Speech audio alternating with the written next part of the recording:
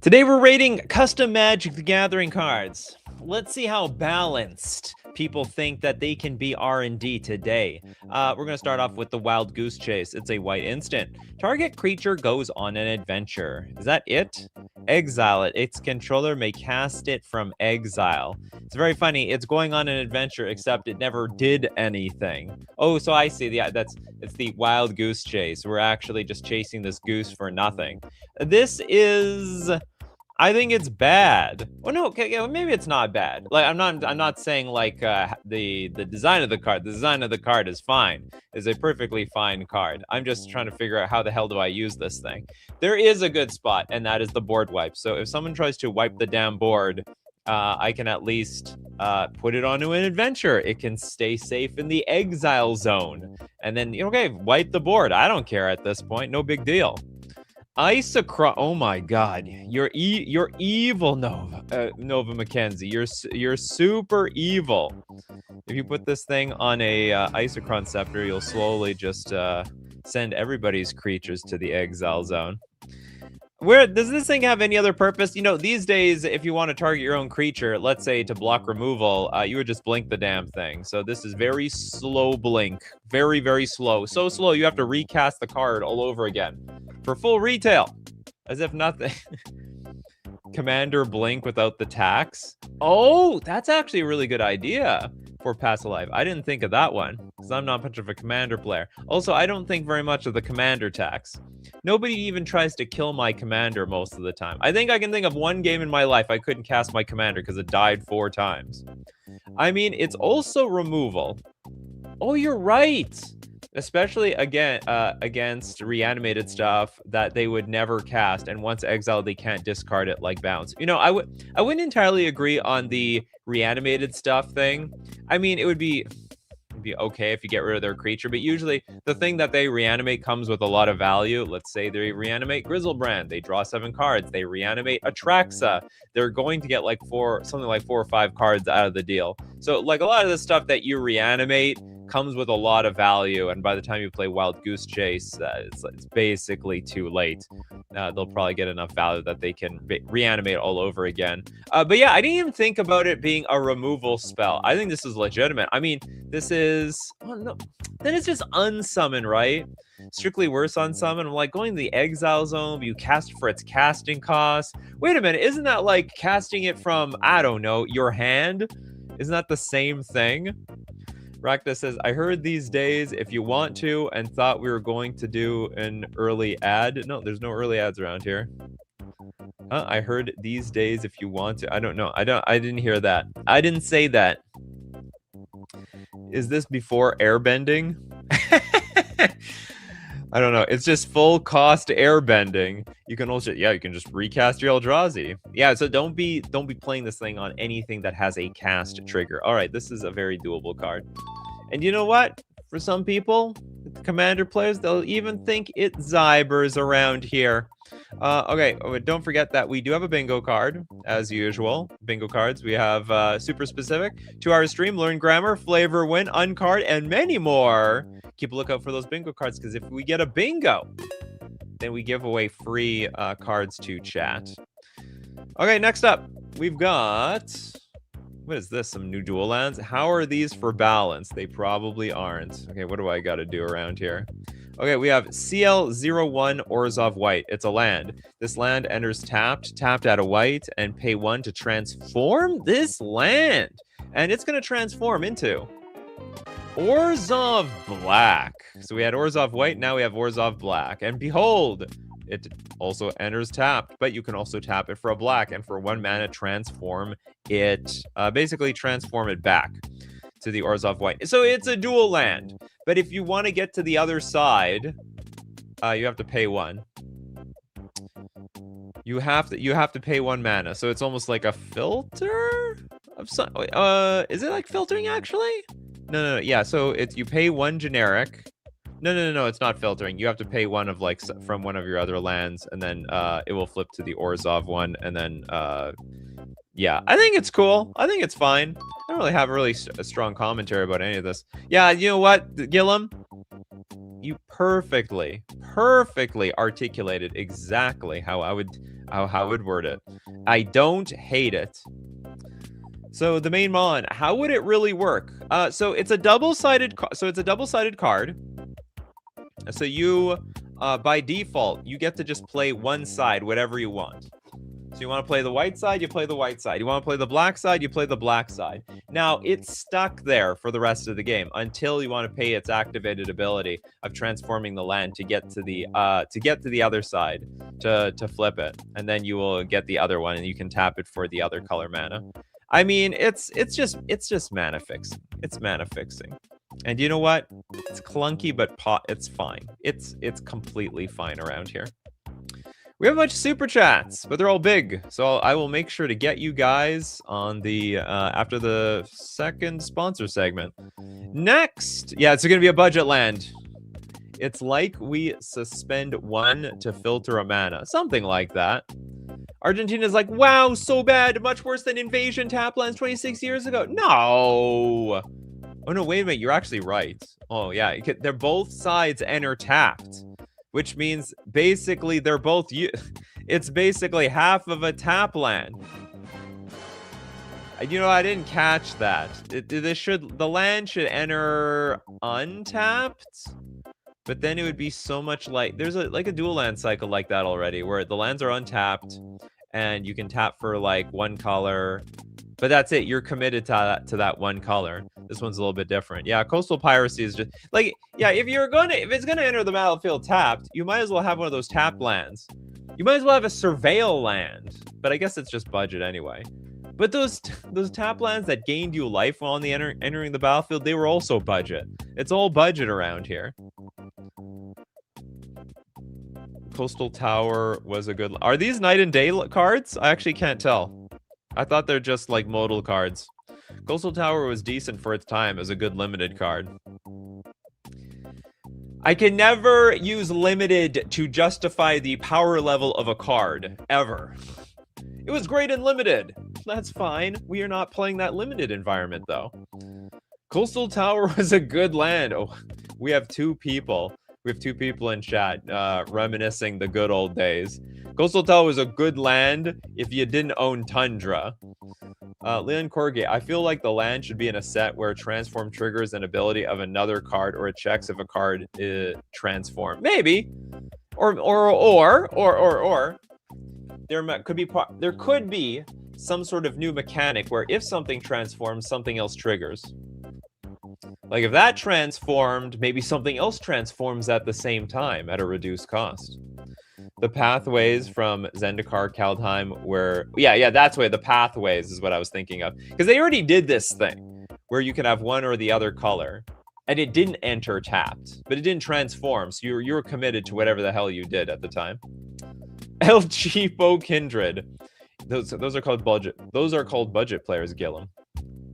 What is Coastal Tower? What? Okay, hold on. I guess, some people. Okay, Coastal Tower. It was just a land that entered the battlefield tapped, and it originally came from Invasion. Land, it comes into play tapped. Tap add a white or a blue to your mana pool. And what we're saying, like there was a cycle of these borderline. I mean, they're basically garbage dual lands at this point, and they're far superior to this because you only get half the thing tapped. Like it has to come into play tapped anyway. I guess, but the question is, the person asks, how are these for balance? Well, I guess they are balanced. Some people were not born back in the year 2000. That is true. That is true. We are living in the year 2026, where some people they were born after Invasion. The cards are older than them. Okay, yes, these cards are balanced. It's not clear that they're better than the tap lands that. There's another one of these things. Okay, we got. It's not better than it's not clear that the land is better than the tap lands that gain life. Oh, we've got Hola. It's a 2-mana instant. Put a defender counter on target creature. Wow, that is actually very unique. So basically, the creature's there, but when it's defend, it's like it's sort of like, what is it called? Pacifism. There's some aura for 2 mana and the creature can't attack or block. And I think it's called pacifism, and that's basically the same thing. You are locked down to defending for an eternity. And then on the other side for 2 mana, we got Reckless Abandon. It's a 2 mana instant. Put a decayed counter on target creature. Ooh, I like this. This is a really creative. This is a very creative card. It's sort of removal. Pacifism is the can't attack or block. Well, I thought you can block, so Hole Up is actually just strictly worse. Oh, pacifism is can't attack or block. I guess their feet were glued to the ground. Nikachu, rate your energy levels now you are older, asking for a friend. I would say something like 4 or 5 years ago, it was really, really low. And then I started exercising super regularly, and now they are actually pretty high. And I would say they are really, really good. So it was a real crap, but then I got part of the free Nike fitness app. It was free. I got what I paid for, and then eventually I moved up to, thanks to all your super chats, I pay for the Apple Fitness app, which is actually above and beyond superior to the Nike Fitness app. But I'll tell you, for free, the Nike Fitness app is totally worth it. Dang, I do that? Well, I guess you got to push yourself harder, or you got to pace yourself, because you work out too hard, then you burn your body out, and you actually need some rest in between. Not sponsored by Nike, not sponsored by Apple either. But anyway, there's no correlation. Anyway, I like this card. It's good. There's some good utility out of both of these things. It's a creative way to kill a card, to basically destroy a card in 2 ways. Yeah, your funds, you're funding these gains over here. What little gains I have. I'll tell you, my energy levels even went even higher when I started doing HIIT. Okay, next up we got Squirrel Haven. I need an awe sound effect. So we have a 3 mana Kindred enchantment Squirrel. It's got Squad, Forage. As an additional cost to cast this spell, you may exile 3 cards from your graveyard or sacrifice a food any number of times. What? How can you sacrifice 1 food as many times as you want? Is that like the real text?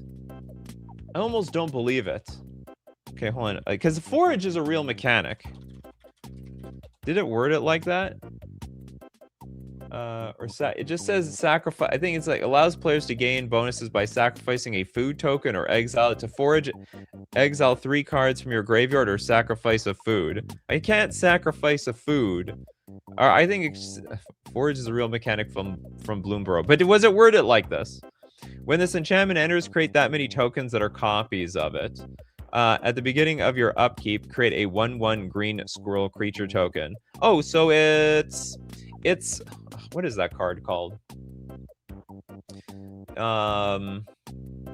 Awakening Zone. I think there's a green enchantment for 3 mana called Awakening Zone. It puts an Eldrazi in play every upkeep. That's basically what this is.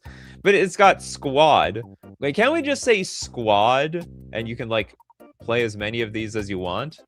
It was worded differently. Well, then we gotta knock some points off this thing for not wording the thing properly. I think I understand what they're going for. It's like, as an additional cost to cast this spell, you may exile 3 cards from your graveyard or sacrifice X food tokens, and when this enchantment enters, create that many tokens that are copies of it. Yeah, Squad, pay the cost of any number of times to make that many copies. So, like, I see what they're doing. They're trying to blend the two. The wording's a little off. Would it be fine? It possibly is broken. There's a lot of decks where you can like ramp out a bit of food very early on in the game, and then all of a sudden you might end up having this Squirrel Haven for like you spend 3 mana, sack 3 food, and now all of a sudden you have 4 Squirrel Haven, making 4 1/1 green squirrel creature tokens every turn. That's pretty insane. What are your thoughts on Arena? It's okay. It's okay. It's more fun to play on than Magic the Gathering Online, but I like the ladder. I like their events. Unfortunately, it doesn't have the formats I like to play, which is a problem. It's broken with that manufacture creature. Yeah, I know what you're talking about. I mean, like what? Oh, you mean before we get the Squirrel Haven in play or after? That is broken. Squirrel's Nest would lose value. Oh my god, come on, Michael. There is no value in Squirrel Nest these days. I think the only person who's still investing in Squirrel Nest is Toads. And like, you know, Squirrel Nest, it doesn't really see any play. It's not a big winner or anything like that. No one's breaking it by 2026. So you know what? Let people have their Squirrel Haven. Anyway, so if they make this card, maybe it's fine. Maybe it's fine. I think getting all the food is difficult. And you know what? If you board wipe, like if you can wipe all the enchantments with farewell, then you still wipe the enchantments with farewell. Yeah, but you know who sees a lot of play? Our sponsor today, FusionGamingOnline.com. That's right, Pejman. You knew it. My favorite sponsor, by the way. Deal of the week this week, save 50% off all Ikoria layer of Behemoth singles. This is only useful for the people who see this live, because the people on the replay, this is happening like this going live like 3 weeks later. But you know what? Even 3 weeks later, you can still get your Secrets of Strixhaven, get your Teenage Mutant Ninja Turtles Lorwyn Eclipse singles and sealed product. And don't forget that when you do it, use coupon code Nikachu at checkout to get 5% off all your purchases, and it supports the channel. That's the most important thing. Supporting the channel good. Buying from FusionGamingOnline.com. Also very, very good. All right, moving on. We actually have a super chat. We have a $5 super chat. All right, let's take a look at our $5 super chat from Rose Kitty Uwu. If you didn't know, you can donate cards to my Discord. You got to join my Discord, people. So you donate, you post cards in my Discord. Then Rose Kitty Uwu posts card with the title Assembly Hall Network, and then pays $5, which is $5 per card, two card limit, and then is now part of the show. Hope you have a great night. I hope you also have a great night, Rose Kitty Uwu. Let's take a look at your card, Velkastern Probability Engine. That's done the math. Just don't tell the odds to C3PO. Okay, for an artifact, Velkastern Probability Engine enters tapped when Probability Engine enters Scry 1. This, by default, I just thought that this is a creature, like an artifact creature of some sort. This is, well, what is this thing? The thing in their hands? I don't see any engine, unless the engine is like a hammer. Now, for 1 mana, tap, reveal a card from your hand. Search your library for a card with the same name as that card. Reveal it, put it into your hand, then shuffle. You already lost the commander players.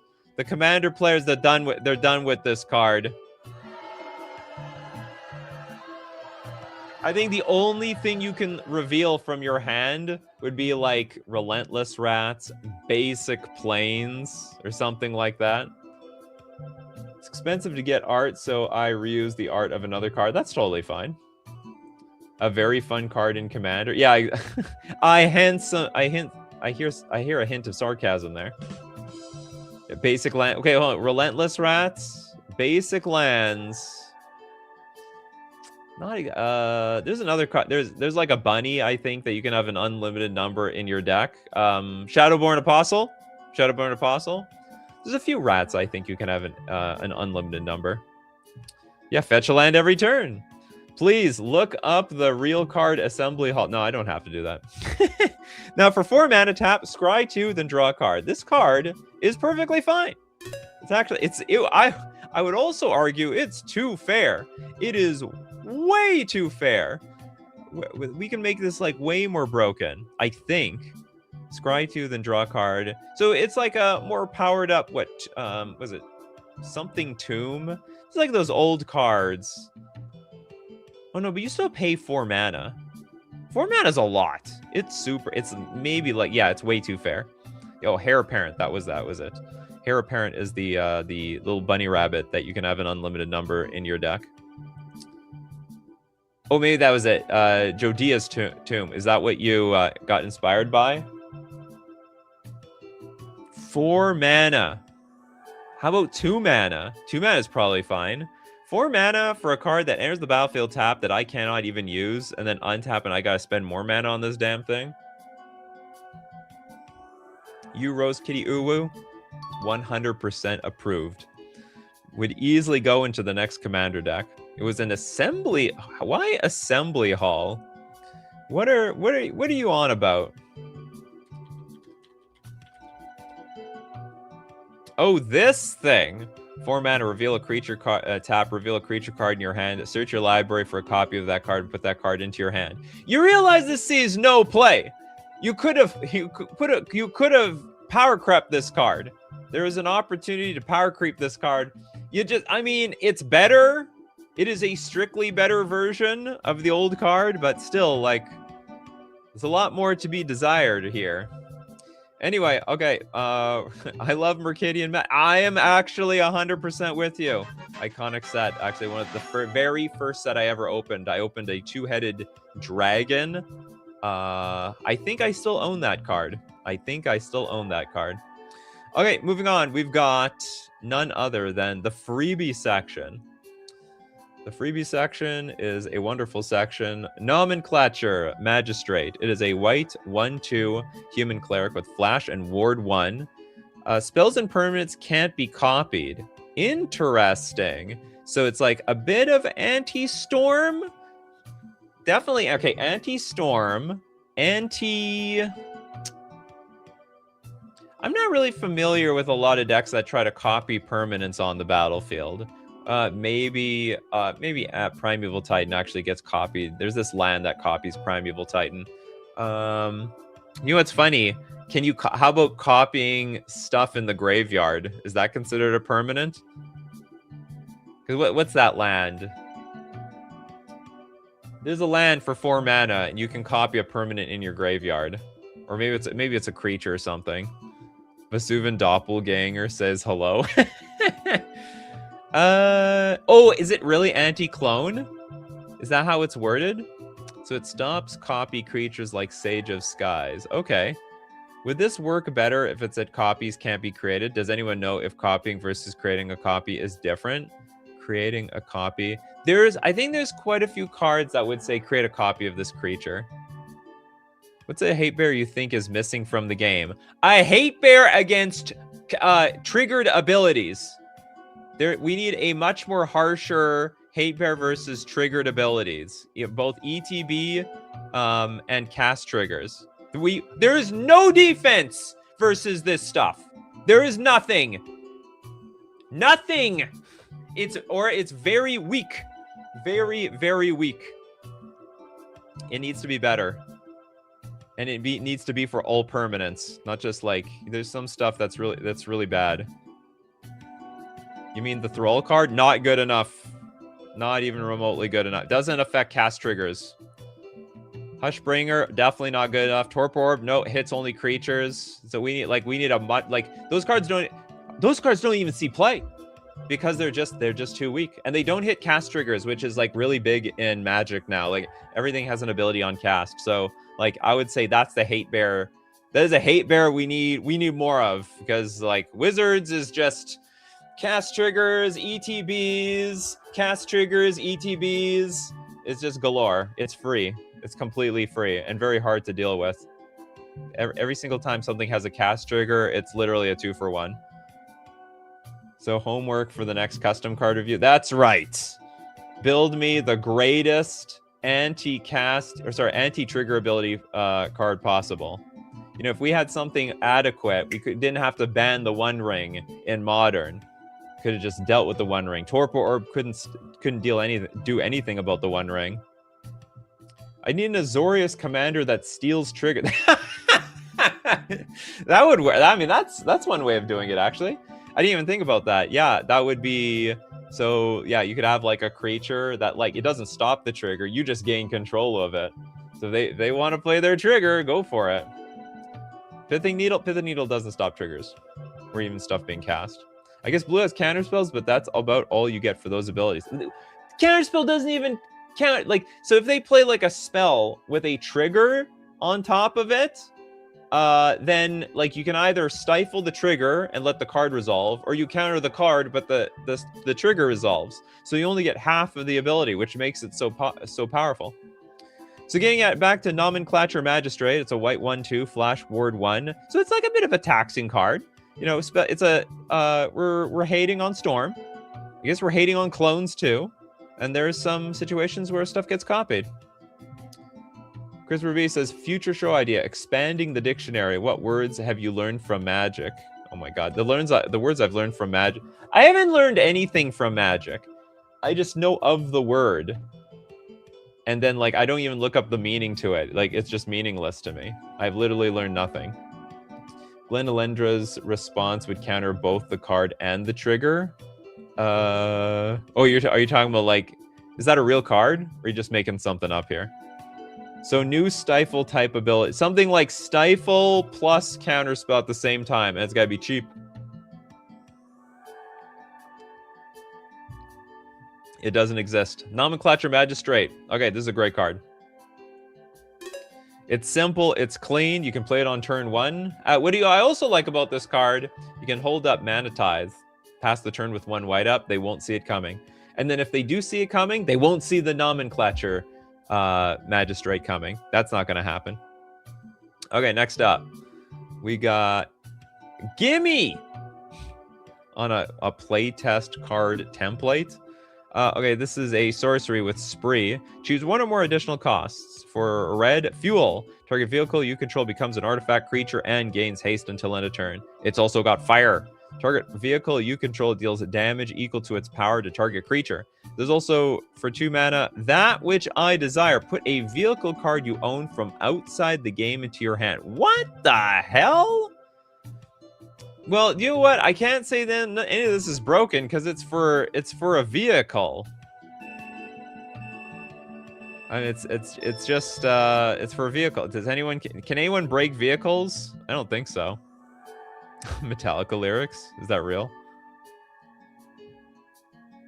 I'll have 2 number 9s, a number 9 large. What does that even mean? Okay, so gimme fuel, gimme fire, gimme that which I desire. And then they're in some sort of milk crate. They're in a boxcar derby cart. It's not much of a vehicle anyhow. But anyway, I don't find any of these abilities particularly broken.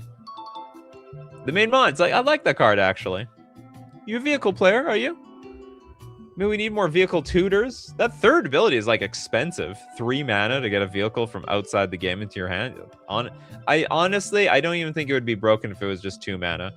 I mean, I guess it would open the door to be broken in the future if one day a vehicle is busted, but like none of them are busted. I don't think there's a single busted vehicle that you can go grab. That would be such a big deal to charge for, say, 2 or 1 mana. Noisemaro says, I think it's fair since you have to cast the vehicle first generally, so it's a 2-card combo for an overstated creature. It does kind of look like he might be ordering in a drive-thru. I'll take a cheeseburger, please. Okay, next, we do have the super chat from Damn Draws. Thank you very much for your super chat. Upset the balance. Let's go see, look up, upset the balance.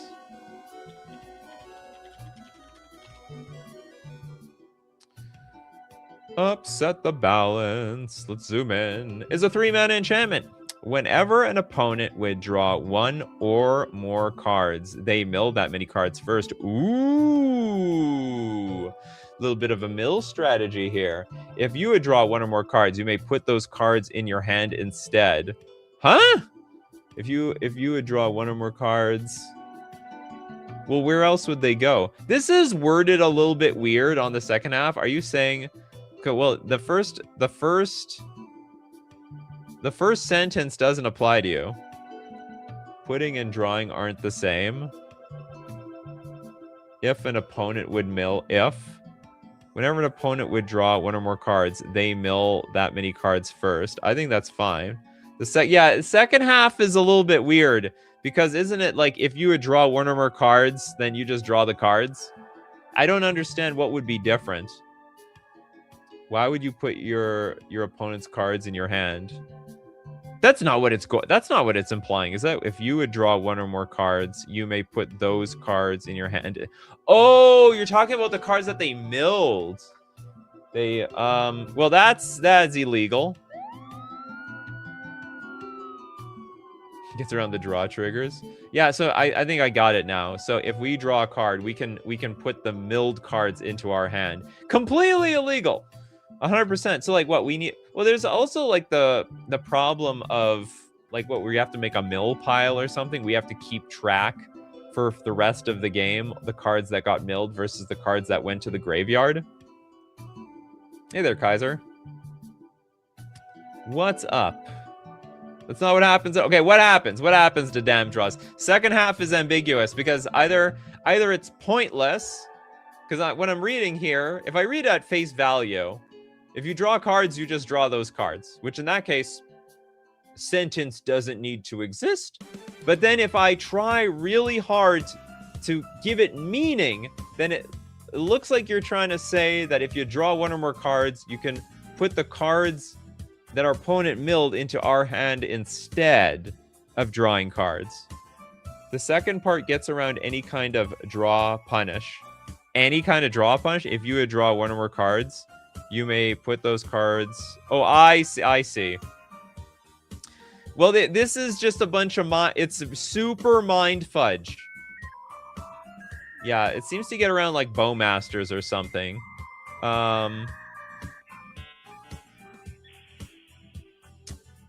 You may put those cards into your hand instead. Okay, I get it. Given the context of the first sentence, it didn't make sense. It makes a lot of sense. They're independent. Okay, they looked super dependent, just based on like how we're wording it from one to the second one. We don't have anything here. We got squadoosh. Oops, hold on. I don't even have the free space open.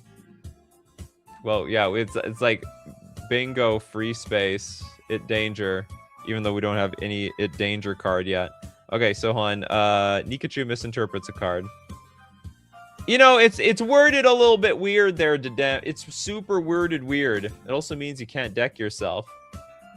If you would draw one more cards, you may put... I think you still deck yourself. Because there's going to be a point, let's say there's no cards left in your deck. If you would draw one or more cards, you may put one of those cards in your hand instead, but you're not capable of doing it, so you can't, so then you'll draw it and then you'll still lose. I don't get around the stream often enough. You know what? I'm going to advertise it more better. It's kind of funny flavor though. We don't draw like normies around here. We teleport cards into our hand, which is fine. No, because you don't draw. If you would draw, you may put those, but you can't put them into your hand. I would assume that you have to do the other side to make that thing work. I mean, I don't know. I'm not a rules. I don't know the rules well enough to say one way or another. So if it gets around that, it gets around that. Instead of drawing, you choose to put a card into your hand from your library or to do nothing. I don't think the way I'm reading is nothing is not an option.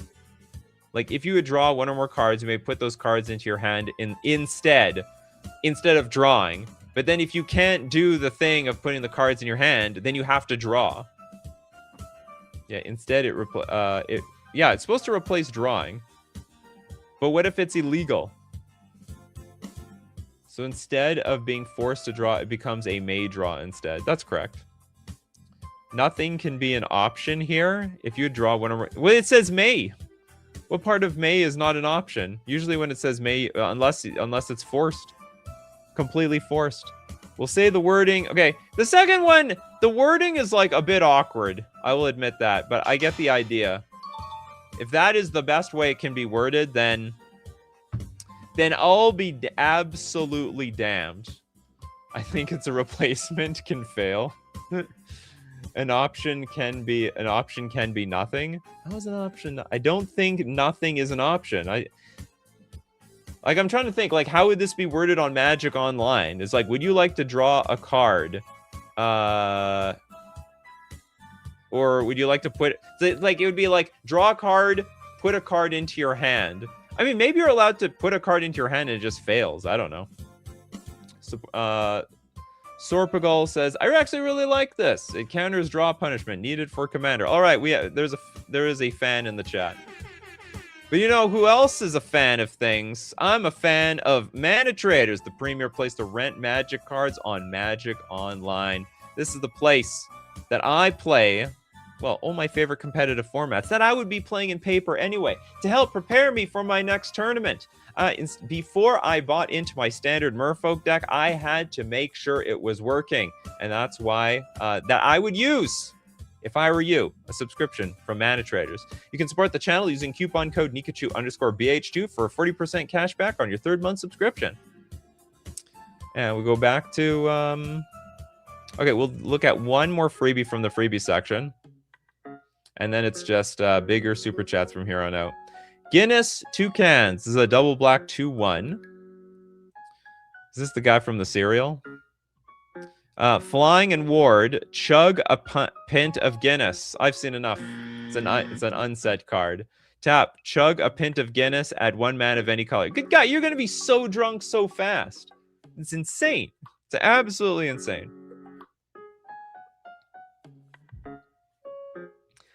A pint sounds like too much. Like infinitely too much. Just for 1 mana. And let's say you desperately need 1 mana or something. Oh, is there do we have an uncard slot? Did we hit the uncard slot? Oh my god. And it's like the 2nd thing that we've nailed, which is funny. I don't even know if we've ever hit that corner before.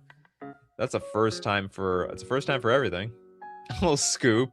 You have the choice to drink 1 more pint, increase the chances of blood alcohol poisoning, or yeah, scoop and then pass out. Yeah, but it's off pie, so it's balanced. If you give a freebie, I'd love to look at Ian of Order. You got to be there for the freebies. There will be freebies because I can see some donos. Steve Cooper is donating. It's on the house from Steve Cooper. Okay, we're gonna take a look at. Okay, let's take a look at all the expensive super chats. People are super paying for the show. Big Mike, happy Wednesday. Got some weird ones today. It that is complete. Plus Yoshi Maru, Fearless Fiend. One's possibly broken, and one's a common power planeswalker. Experiment and thus bad. And an extra $10 as a donation to everybody. Yeah, hear that? Hear that, Kaiser? There's even more donations. One of them's got your name on it. Okay, what are we starting with? It that is complete. It that is completed. Those Phyrexians. And Yoshimaru. Okay, it that is completed is an 8 mana 9/9 Phyrexian Eldrazi. Oh my god, it is the ultimate monstrosity of the Eldrazi. It's the final boss. It's Emrakul, or I guess this one's not particularly Emrakul. It is an Eldrazi that has been perfected. What does complete mean? It means to like perfect someone with Phyrexian oil and turn them into like a Borg or something like that. For me, the Phyrexian, do you know what the Borg are from Star Trek? It's the Borg. Resistance is futile. Your biological and technological uniqueness will be added to their own. Something and so other. Anyway, it that is completed. Phyrexian Eldrazi. As an additional cost to cast this spell, you may sacrifice any number of permanents. This spell costs 1 less to cast for each permanent sacrifice this way, and you get that many poison counters. What the hell? So you're living on the edge around here. Super on the edge. So it can cost 1 less, but you might be very close to like dying from poison. Yeah, all your base are belong to us. It's what is it? Resistance is futile. Make your time. To damn draws. I'd run this. Okay, ward sack a permanent. Whenever a player sacrifices a permanent, they get a poison counter. Oh my god. It gets worse. This creature has Annihilator X, where X is the number of poison counters you have. This has got to be broken. So you can sacrifice any number of permanents to put this 9/9 in play. Maybe it's not insane. It doesn't have any good protection. Like, the ward sack of permanent is not that big of a deal. I mean, you can still board wipe this thing. It doesn't have indestructibility. It doesn't have haste. You have no chance to survive. Make your time. Ha ha ha ha. Spectral Man's like, this thing's crazy. I love it. Insane. Super on edge holy. And then we got Meridian. How many cards are there that synergize with you yourself having poison counters? Nothing. Nothing. I don't think... Oh, that's a good point. Nothing. This would be the first one, I guess. Someone set us up the bomb. I love that back in my Counter-Strike days. Just keep on quoting that video game.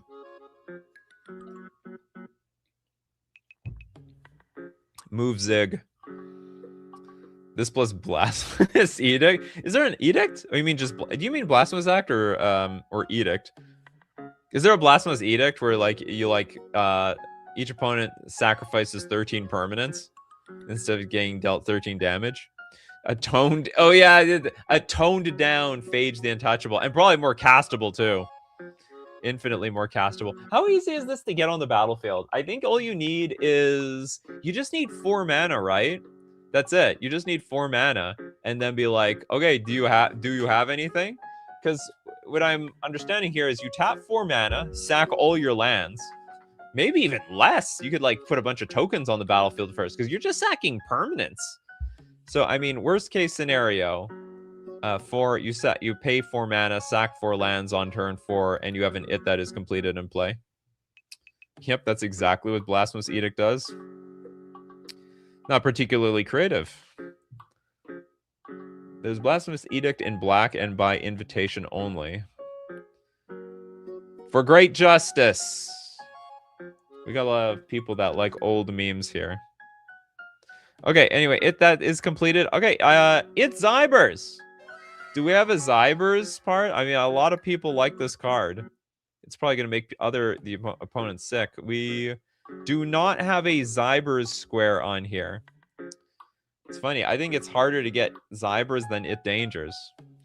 But it's Zybers. All right, moving on. We got Yoshimaru Fearless Friend. Is a 2 mana, 3 loyalty Yoshimaru Planeswalker. It's got Sparkbound. You may pair this Planeswalker with an unpaired creature when either enters. They remain paired for as long as you control both of them. Paired creature gets +2/+2 and has First Strike. That creature deals combat damage before creatures without First Strike. I don't know how this works with... It's like paired creature. So we're going to pair a creature with a Planeswalker? I guess so. That is what Spark Bond is. Sorry, it's not bound. It's Spark... I keep saying bound. Spark Bond. We have a new keyword. Okay, we've got Spark Bond here. Yeah, new custom keyword. From Kamigawa. There's no way in any of this. Is this the dog from Foundation? I don't remember where this dog is from. And if it's from Kamigawa, it would be from Neon Dynasty, right? There's a dono for chat bingo square. That's happened. Oh no, but well, we only redeem it when the bingo has happened. Or sorry, when it gets redeemed. Wish this had something it could use the loyalty on. No one will attack this Planeswalker otherwise. No, that's not true. There are some Planeswalkers that the static ability is so strong that they would never minus it, even though they have abilities.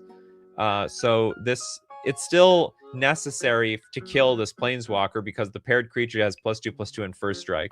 So if you want to weaken down that creature a little bit, you go after the Yoshimaru. I think this is a pretty innocent card. Easy pass. Okay, next up, we got the main Mon Yellow. I'm finally able to join another stream and have 2 cards. We've got Palkia, Lord of Space, and Dialga, the Lord of Time. We have space and time. It's a good pair. Okay, we have look up Palkia.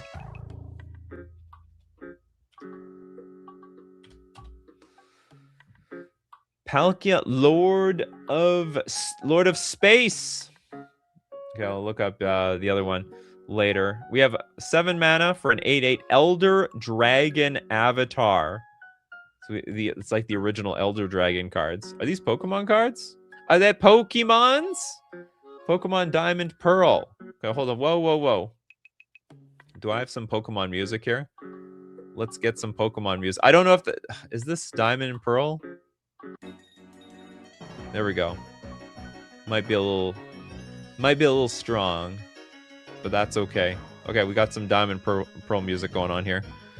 Okay, 7 mana for an 8/8. Flying, first strike. When Palkia, Lord of Space, enters the battlefield, search your library for up to 2 island and or plains cards. Put them onto the battlefield tapped, then shuffle. Oh my god. This is like ramp when we don't need ramp. We already spent 7 mana on this thing. Oh, it's got warp though for 4 mana. You may cast this card from your hand for its warp cost. Exile it at the beginning of the next end step. Then you may cast it from exile on a later turn. It sort of breaks the color pie, I think. On today's episode, Nikachu gets sued by Nintendo. Nah, they're not. They ain't coming for me. You underestimate how many YouTube channels use Nintendo music. Yeah, exactly. This is what I was gonna get to. This is ramp, you know, completely off colors. They have nothing. Well, I don't know. White has like sort of. I wouldn't call it ramp, but it looks through their deck for lands. Blue does not. This is like not blue's territory. Period. Unless it's paired with green, I suppose. This form of Palkia is from Pokemon Legends Arceus. You underestimate how neurotic Nintendo lawyers are. Oh, I know how neurotic they are. Okay, I finally figured it out with Yoshimaru. I mistakenly thought it was Felia from Modern Horizons 3. All right, that's good. People figured out. White can catch up on. Yeah, white can usually catch up on like land tax and stuff like that. As long as you don't use the moon theme from DuckTales. What is that? Well, I'll stay away from that one. Okay, so what I would do with this is make it copy 2 of the opponent's lands of your choice and make it enter tapped. Oh, interesting. So like, no, well, I think the idea is it's supposed to ramp. So the only adjustment I would make is make it green, because green is the color of ramp. Like that's the only adjustment I would make. Like, I mean, the card is like super fair, but it's just like it's off color enough, like it's an AI generated card, because the AI it has no respect for the color pie. Nothing. Blue has some mana dorks sometimes. Big sometimes. Super sometimes. Those mana dorks are borderline useless. They generally make mana you can only spend on instants, or they're colorless. Oh. Christopher B is like, stop capitalizing keywords. People like to capitalize it. People love capitalization, Christopher B. Feels like it makes the keyword stronger. It puts a little extra strike in the first strike. Okay, this card's fine. Make it out of green. That's all I'll say. Then we're looking up the Lord of Time. Space of Time. It's Dialga, the Lord of Time. I wonder if Link saw the Lord of Time. Okay, we have 5. Sorry, it's a 7 mana again for an 8/8, flying in Vigilance. This time, when Dialga, Lord of Time, enters the battlefield, for each opponent, return up to 1 target non-land permanent that player controls to its owner's hand. That is 100%, 100 bazillion percent, a blue-white thing. 100, yeah. First, yeah, we should capitalize everything. It also has warp for 4 mana. You may cast this card from your hand for its warp cost. Exile at the beginning of the next end step. Then you may cast it from exile on a later turn. So this card, 100% fine. Because bouncing permanents is a very blue-white thing to do. In fact, they would always do that. It doesn't take an extra turn or something for flavor. Which they might do all the time. Ward play Russian roulette. Where did that come from? Are you talking about that Eldrazi card, or is that the Praetor card? The Eldrazi completed. Okay, Dialga, Lord of Time. This one is no arguments. You got a big, chunky, flying vigilance creature that can also tempo out the opponent. I think it's totally fine. Oh, I did not notice that, Raktus. Raktus says fart cloud on the right. You know what? I just thought it was, you know, I didn't pay attention to the color. Yeah, it looks like some other giant Pokemon, maybe a giant Snorlax, just ripped one in their sleep or something like that.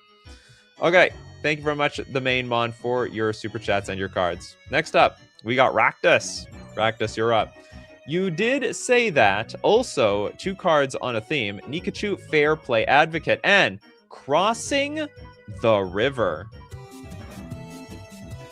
What is this? Nikachu, Fair Play Advocate. Oh my god, it's me. It actually even sort of looks like me at the same time. Okay, 3 mana for a 2/2 Merfolk Wizard. I didn't know I'd be known as some underwater fish king at this point.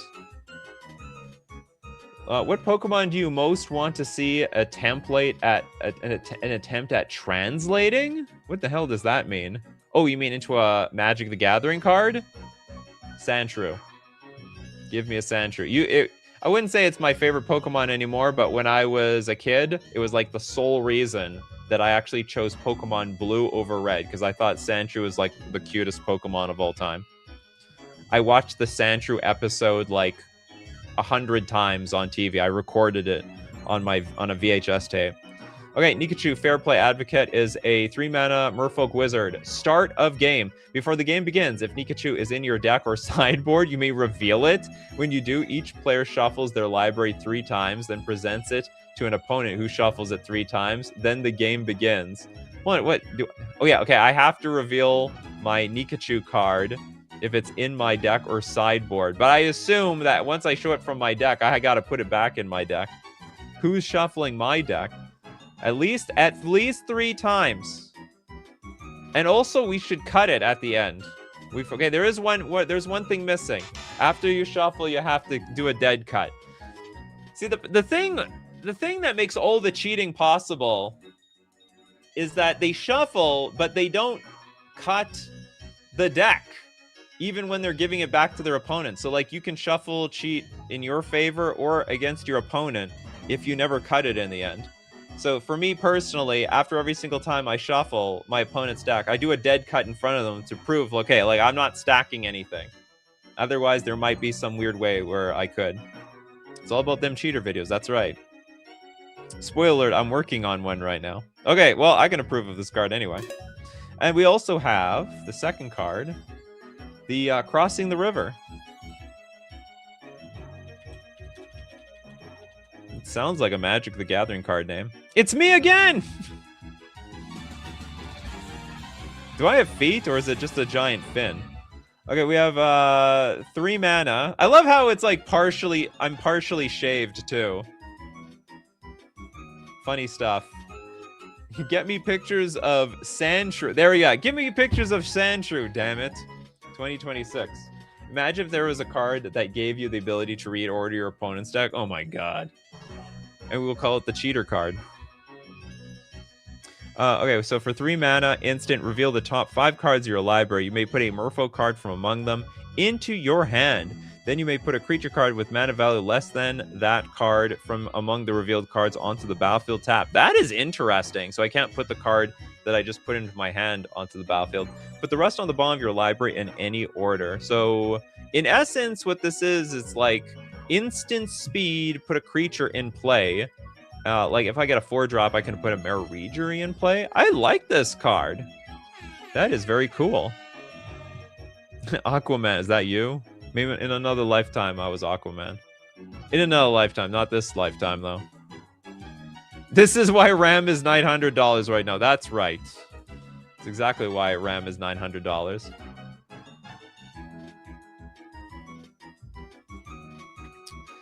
How awful it is to make a PC right now. If you can, try to buy an already made PC. I'm sure they jacked up the rates, but maybe you could buy them and then tear it apart and then use its RAM for something else. Free Fire Full says, how about a symmetric effect where you stack your opponent's deck, but they stack yours? Nah, that's terrible. They'll just stack it with a bunch of lands. They'll just make for a terrible, boring game. Whoever has the most gas in their hand at that time just wins, more or less. The only game you need runs on card. Yeah, this one. No RAM needed. That could be a new slogan for Wizards. Save on RAM. Buy cardboard Magic cards. All right? No big deal. Okay, Crossing the River. I approve of this card as well. Cool card. Okay, next up, we've got 4 Passive Life. The Doctor is in. It is it?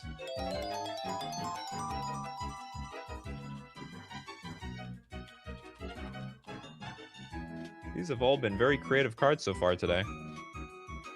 Okay, we got the Transdimensional Terrarium. Transdimensional Terrarium is a legendary artifact land gate. Oh, we're trying to gate support, huh? We're supporting the gates. Playing Magic is not cheaper than buying RAM. Cardboard crack. Well, it is if you're not trying to like pay to win. You can pay to win with the PC too, you know. That's a pay to win game. Not everyone's paying for like reserve list level like PC parts out there. You know, most people they've got like a sort of a tier 2.5 PC out there, all right? Most people have a tier 2.5 PC just like they do with their decks. I mean, if you want, you can go all out and build a tier 0 deck and it probably is going to cost you like $5,000. Same thing with the PC. It's up to you. Bingo, it's still oh, did it say that? But I don't, this is not the It's Still a Land show. It's a custom show. Is there an It's Still a Land thing here? I don't think so. No, there's no, no It's Still a Land. Okay, let me go back. Mosaic, this card is every basic land type. As Transdimensional Terrarium enters, you may return another land you control to the hand.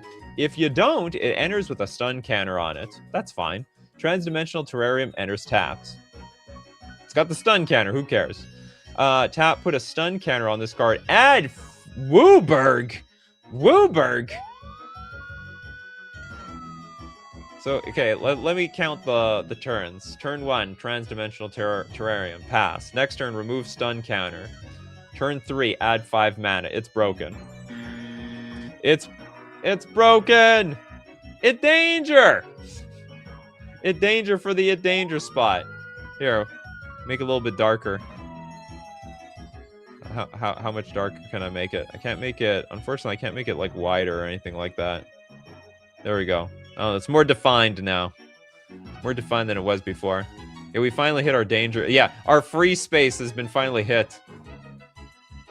It's, well, I wouldn't say it's stronger than Black Lotus. Black Lotus can go off turn 1. This is basically, you know what's very similar to? Lotus Petal, except it just adds way more mana. And it doesn't sacrifice. I mean, you can still use this on for several turns. It can tap without stunning itself since it has every basic land type. Huh? This card has every basic land type. You may return another land you control to the owner's hand. If you don't, well, this is a land. So, oh yeah, you could use this turn 2. I forgot. Okay, so you go turn 1 land. Turn 2, tap that land, play this, you have 6 mana. Oh yeah, it's even more broken. Like, this is just getting worse and worse the longer we read into this. Where are the custom card streams the least watched, but the least watched? They're not the least watched. They're pretty popular. First off, people don't like to watch like 2 to 3 hours worth of content. But second off, I'm actually impressed with how many people watch the custom card streams, given that they extend to 2 to 3 hours long.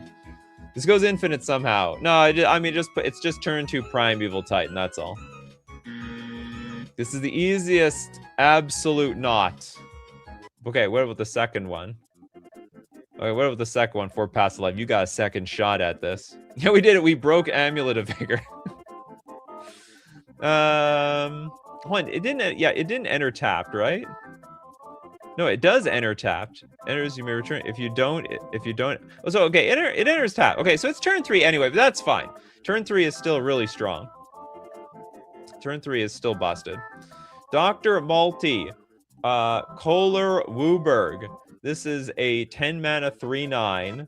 Oof, Artificer Scientist. Hexproof, Planeswalk, Island Walk, Swamp Walk, Mountain Walk, Forest Walk. You might just, well, it's like, it's, why don't you just say it's unblockable? I guess it can be blocked by Eldrazi in a colorless deck. If you control 5 different basic land types, you may play an additional land each turn. Well, don't mind if I do. Basically, you're so far ahead, you get to go even further ahead. And also for for two generic or 1 colorless, choose one that hasn't been chosen this turn. Okay, this creature explores. Untap all lands you control. What the hell? Or add. What the hell are these cards? These are insane. I mean, okay, this one might be fair because it's so expensive in the first place. Like, okay, if you have 10 mana for this thing, good for you. You basically have infinite mana. No, I understand you can only choose 1 per turn. That's a lot of mana. Almost as legendary as Dr. Wooberg's assistant, yeah. You need to play exclusively non-basic, non-typed lands, I guess. Well, you need to play wastes. Well, the balance is making it so expensive you don't even bother putting it into your deck in the first place. I think that's the idea here. That's what we're going for. So expensive, just forget balance. There's a few people on this show that are like that. I can't tell if this is balanced or not for 10 mana. So I'm trying to think, okay, in an Eldrazi deck, or not an Eldrazi, if in a Tron deck or like a Cloud Post deck, would they bother playing this thing? If you control 5 different basic land types, which they won't, you play an additional land each turn, which doesn't matter because you cast this for 10 mana. And then you can explore this card, you get more mana, or you untap all lands. So it's just a glorified ramp card, because that's all it does, is it ramps. It doesn't even attack for a lot. Honestly, now I'm reading a second, I think this is fine. I think it's fine.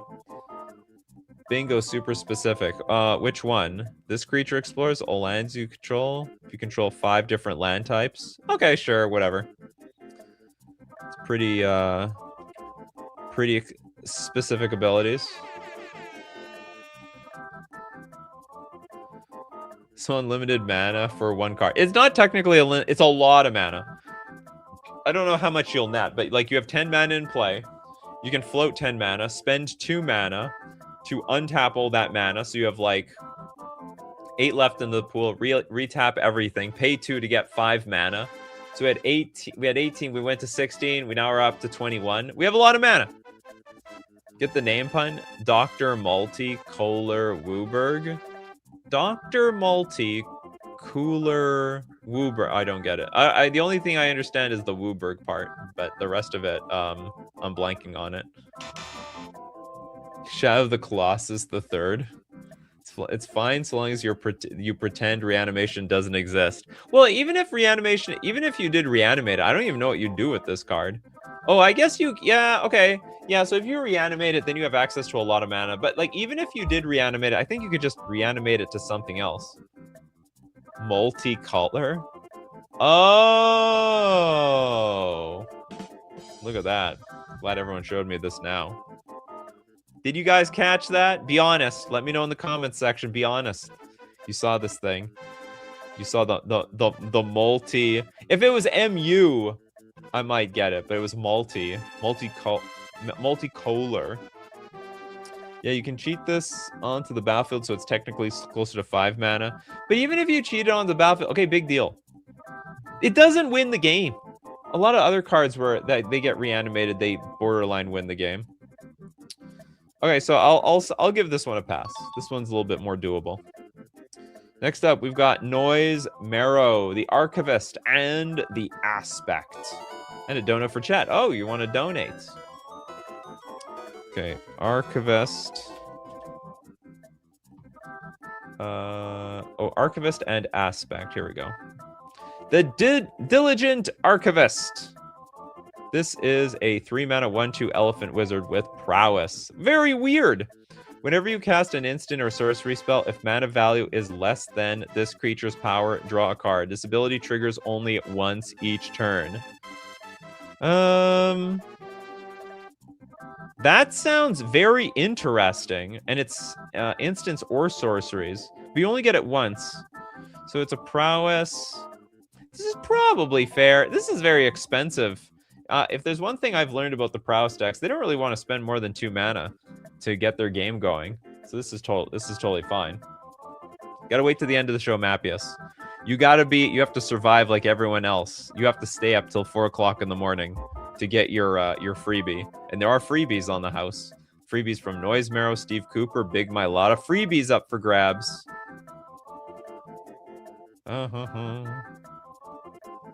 It'd be terrible though. You guys don't stay up late enough. And it's like, oh well, the freebies are gonna go somewhere else. Well, although you also make sure you just have your stuff posted in the Discord just in case anyway. All right, Diligent Archivist, absolutely printable, and pretty interesting. There's a lot of takes on like prowess cards and with some bonus and Anyway, I think this is gonna be fine. The next best 3 mana prowess creature was the Monastery Mentor, and that was probably infinitely more dangerous than this. 38 people watch it. Well, it's late at night for a custom card stream. They're not used to it. The new time change is like, to be honest, I don't know how well the evening shows are gonna survive. I thought the evening shows would be slightly better appreciated. The morning shows are super well appreciated. But who knows? Mappius is like, it's 5 a.m. here. Well, it's time to just get up and get on with your day. Okay, next up we have a Aspect of Deja Vu. It's a glitch in the Matrix. It's a 6 mana 3/3 elemental dragon, flying in haste. Whenever this creature enters during your main phase or attacks for the first time each turn, choose beginning or combat. After this phase, there is an additional phase of the chosen kind. I guess the beginning... Is it called the beginning phase? Or the beginning of... Choose beginning or combat. Okay, I don't get it. What's the beginning phase? We got Meridian says it's 8 p.m. here. Oh, you're in Canada then. Canada, the United States. Or you're on this side of the not the hemisphere, this side of the world. You could be in Brazil for all I know. I'd say the upkeep or the first main phase. I think it means the main phase. The beginning phase includes untap. Oh, okay. You know what? That's the part of the phase I don't pay attention to very much. Okay, so that's a real thing. So whenever this creature enters during your first main phase or attacks for the first time. Is this every turn? Oh, no, it's just when it enters. Choose beginning or combat. After this phase, there is an additional phase of the chosen kind. A little confusing, but I'll allow it. A little confusing. Because you're giving me the option to do this at my main phase or at the attack step, when you just force the person after the first main or after the combat step, choose beginning or combat and have another one of those kinds, you know what I mean? Yeah, or attack for the first time. Like, giving me these two options made it a little bit more jarring to read. Cool. Okay, wait, cool stuff with the deja vu. Huh, today I learned that beginning phase was a thing. I don't really pay attention to the beginning phase. It doesn't really concern me. As far as I'm concerned, the beginning phase is just the upkeep and the draw step, and the rest is nonsense because I can't do anything. I can't do anything at my untap anyway. Okay, next up, we've got... Ooh, we have a lot of super chats. People are showing up super late at night. Spectral Maniac. You guys are going to make me stay up all night,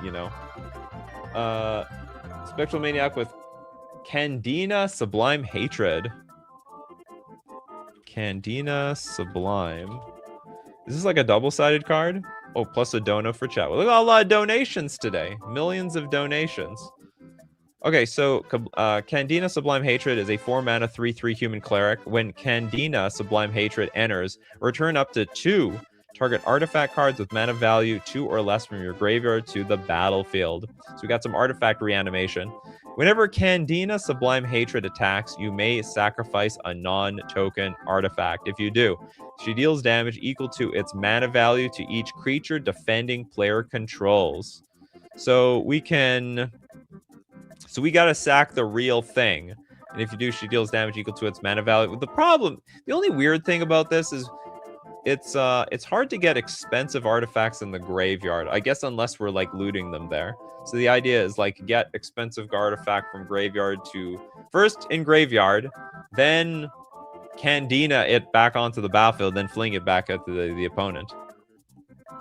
The waifus. Oh, is there a waifu? Do we have anime card? We have anime card. Where there is waifus, there is anime, and where there's anime is a bingo square. Come on, you guys. You're up. You're responsible for this. Can't even reanimate expensive artifacts with this. You can't? Hold on. Oh yeah, it's 2 or less. That's right. That's a bit of a head scratcher on the design thing. Nikachu, I don't see text on this card, only art. Some people are falling in love. Some people have to go to horny jail.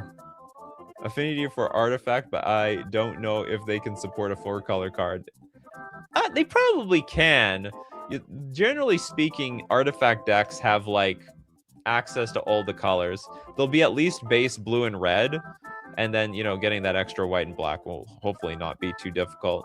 Maybe affinity synergy. Honestly, I don't think it's all that crazy or OP that you're like poo. This is a poo flinging card. She's flinging the poo at people. It's just like mana value of 2 or less. What, like 0 drops 2? Benjamin Burke is like no feet, no buy. I think this is an affinity helm since it wants you to chain mana rocks in the graveyard to get more artifacts. Well, I think it's very doable. I do not in any capacity see how this card could be overpowered. All right, next we've got Little MX Doom. Axis 014. I feel like I saw that. Where did I see that card before? And the Chujin, Diligent Engineer. Okay, we'll take a look at this. Was at one point I deleted old versions of my designs when I post new ones. Makes it easier for Nikachu to find the correct card. Thank you so much. It does actually. Some people have like Axis 014. And it's like then they have Axis 014 final copy and then edited. Some of you have like 12 different copies of the same thing that you have. So it does help me that the thing is, it's best that you just give it the correct name or give it a unique name every single time you change it. Some Undertale yellow representation. What? You can tell. Does Undertale have like a very specific shade of yellow? Okay, this Axis Automatic Aggravator is a 3-mana 2/3 robot. Looks like something from the Jetsons. Menace. Attacking creatures you control get +1/+0. Whenever a creature you control becomes blocked, put a ticked counter on Axis. And for 2 mana, remove 2 ticked counters from Axis. Draw a card. Axis deals 2 damage to any target. Okay, that's a very black and red thing to do. Usually it would deal damage to you. Are you going to play Resident Evil Requiem? Nope. I don't know anything about the Resident Evil series. I watched a few of the Resident Evil movies, I guess. No, Yellow is a fan game prequel based around the Justice Soul Clover. Okay, I'm not reading chat properly here. I think this is a very real Magic card. This looks like something you'd put in standard. What the hell is here? Screw you. Screw you. Screw you. Screw you. Screw you. What's that mechanic with the brackets? How do you remove the brackets? Then it just becomes you. Oh, no, it becomes... Then it becomes screw you. Christopher B with the take. Resident Evil movies suck. Take that, chat. What do you have to say, Christopher B, about that one? Cleave. Yeah, this is like the flavor text has cleave. Cleave is the bracket mechanic. Okay, I really have no comment on this thing. It's a card. It's a card. It's got menace. Attacking creatures get bigger, and you get value. And next up, we got Chujin, Diligent Engineer. Is a 4-mana 3/4 Fox Scientist with the ability tap, put a -1/-1 counter on your Chujin, add blue-black mana to your mana pool. Spend this mana only to cast artifact spells or to activate the abilities of artifacts. That is highly specific. This should be worthy of the bingo card. At the beginning of combat on your turn, you may pay 1. If you do, create a token that is a copy of target artifact creature you control, except it has decayed. You may pay 1 if you do create a token that's a copy of target artifact creature. This is pretty cool. Chujin Ketsu Kane, the best of us, Tombstone Inscription. Oh my god, somebody died. Cleave is simply kicker by way of alternate cost instead of additive cost. It is the most every mechanic is kicker ability ever. Oh yes. We have a Meridian says this Zyber is better than many actual cards printed in standard. You're an artifact player, aren't you, Meridian? So the only problem for me with this card is it would have to mainly go into, like, I don't know, some sort of big chunky artifact ramp deck, because 4 mana, it's a lot of mana for an artifact deck, unless it had, like, you know, affinity or something. Fox Scientist bingo, new creature type, no scientist Fox and MTG. All right, we got something on the bingo card. No Fox. There's definitely Fox. I don't know if there's Are you sure? Hold on. New non-creature. No, it's new creature type. New creature type. Hold on. Fox Scientist? Are you sure? I think this is BS, actually. I'm calling BS. I'm calling shenanigans. It doesn't matter that there's no specific Fox Scientist. There just needs to be one Fox. Okay, let's up Fox. I bet there's Fox in this game. Okay, we have Arctic Fox, and we have Scientist, right? I'm calling shenanigans. They just recently made Scientist. I'm pretty sure. Yeah, out of all the Teenage Mutant Ninja Turtles. Okay, that bingo is disqualified. It is we're pulling it back. We're taking it away. There is no new creature type here. It's all OG. Yeah, both Fox and Scientist exist. Is Scientist type from an unset? No, from the Teenage Mutant Ninja Turtles. I don't know why April O'Neil is a scientist. She's a reporter. There's no specific type combination for that, but it's not a new creature. Yeah, like they might not have ever been combined the way that they are, but it is a regular creature. It is canon creature type. Okay, we're gonna give it a nice good old pass over here. Throw it in. Okay, oh yeah, I read the flavor text. Next, who do we have next here? We have Sorpagal, memorize, and a donation for those in need. Good. There's so many donations today. So many donations. The show's gonna take forever. Well, I mean, okay, memorize. Guess it won't take any longer than it normally does. Memorize is a 3 mana. Is the mana like backwards or something? Like, I want to say there's something off about it, but I just don't know what. Is it like generic mana cost first, then the color mana symbols second? I think there's 5 to 6 or something. April was made a news reporter when they made the cartoons. Oh, she was a scientist otherwise? So you're telling me the cartoons were a lie the entire time? Unbelievable. My whole life is a lie. The movies are a lie. Nothing is canon. Okay, instant. Choose one. Until end of turn, if a player would put 1 or more cards on the bottom of their library, they put those cards on the top of their library in a random order instead. That is interesting. Why don't you just make that an enchantment? Until end of turn, if a player would put one or more cards on the top of their library, they put those cards on the bottom of their library in a random order instead. Player would put one or more cards on the top. Oh, so now it's the opposite. So like with Brainstorm, but we're still drawing from the top. Yeah, so if we Brainstorm, we immediately put them on the bottom. I think you know what? I think this could be an enchantment.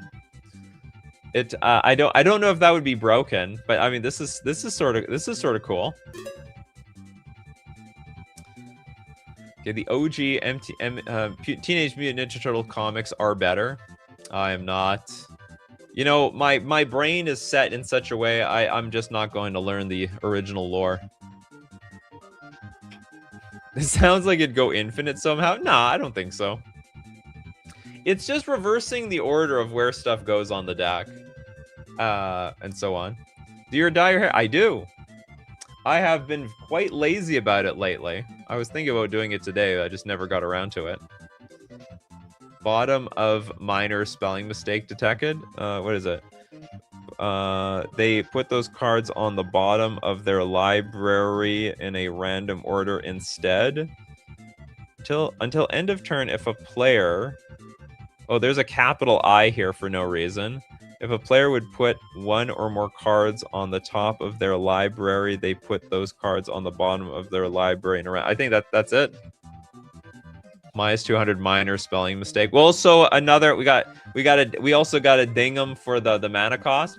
I don't even know why would the custom card thing even let you do that? They should never let you screw that up.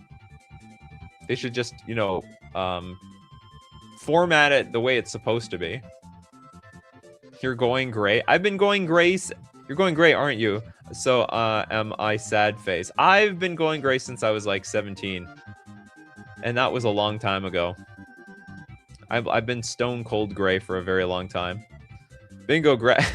Oh, okay. Yeah, that's correct. Learn grammar. There is a grammatical error. Okay, but otherwise, I think this would be cooler as an enchantment, to be honest. I think this could be a pretty cool enchantment. I don't think it will break the game. If it breaks the game, ban it. Otherwise, fine. Okay, next up. We got... Okay, I can't get rid of this super chat because that's a donation. Good God, there's one. We got one from Kano. We got Go Shintai of Helping Hands. And also, what do you got? Also, Hair Tis Famis. What? Familicide? Yeah, I don't know what the hell I'm reading here. Hopefully I find one, I get the other one. Go Shintai of Helping Hands. I do! I love how you guys, you donate one card, you have the second card right next to it. Helps me a lot. So this is a 6-mana 4/4. It's a shrine. Oh, it's got Eminence, does it? Oh, good God. As long as Go Shintai of Helping Hands is in the command zone or the battlefield, shrine cards you own have Shrine Offering and can be cast from your graveyard for their offering cost. And for 5 mana, create a 4/4 colorless shrine enchantment creature token with this shrine has all triggered abilities of all non-token shrines you control. So it's what you're telling me here is it's the one shrine to rule them all. No, not shrine synergies. Those guys always kick my butt in Brawl. One shrine... What is it? One shrine to rule them all. One shrine to bind them. One shrine to bring them all in the dark... No, hold on. How would I do that? One ring to rule them all. What was the rest of it? Okay, one shrine... to rule them all, one shrine to find them, one shrine to bring them all, and in the darkness, bind them. Bingo, new creature type shrine has never been a creature, and it still isn't. That's what they do here. It's not a creature type, it's a card type. It's just a card type, but it's not technically a creature type. You're trying really hard to you're trying really hard to get that new creature type thing on there, don't you? I know your tricks. I know your tricks. Weird suggestion, make a minor spelling mistake, its own panel, learn grammars for you not knowing of a certain word or a card. No, we're only gonna have one grammatical mistake shot, that's all. It's an enchantment, there we go, it's an enchantment type. And guess what, I learned that from you guys. You guys taught me that. I would not have ever known.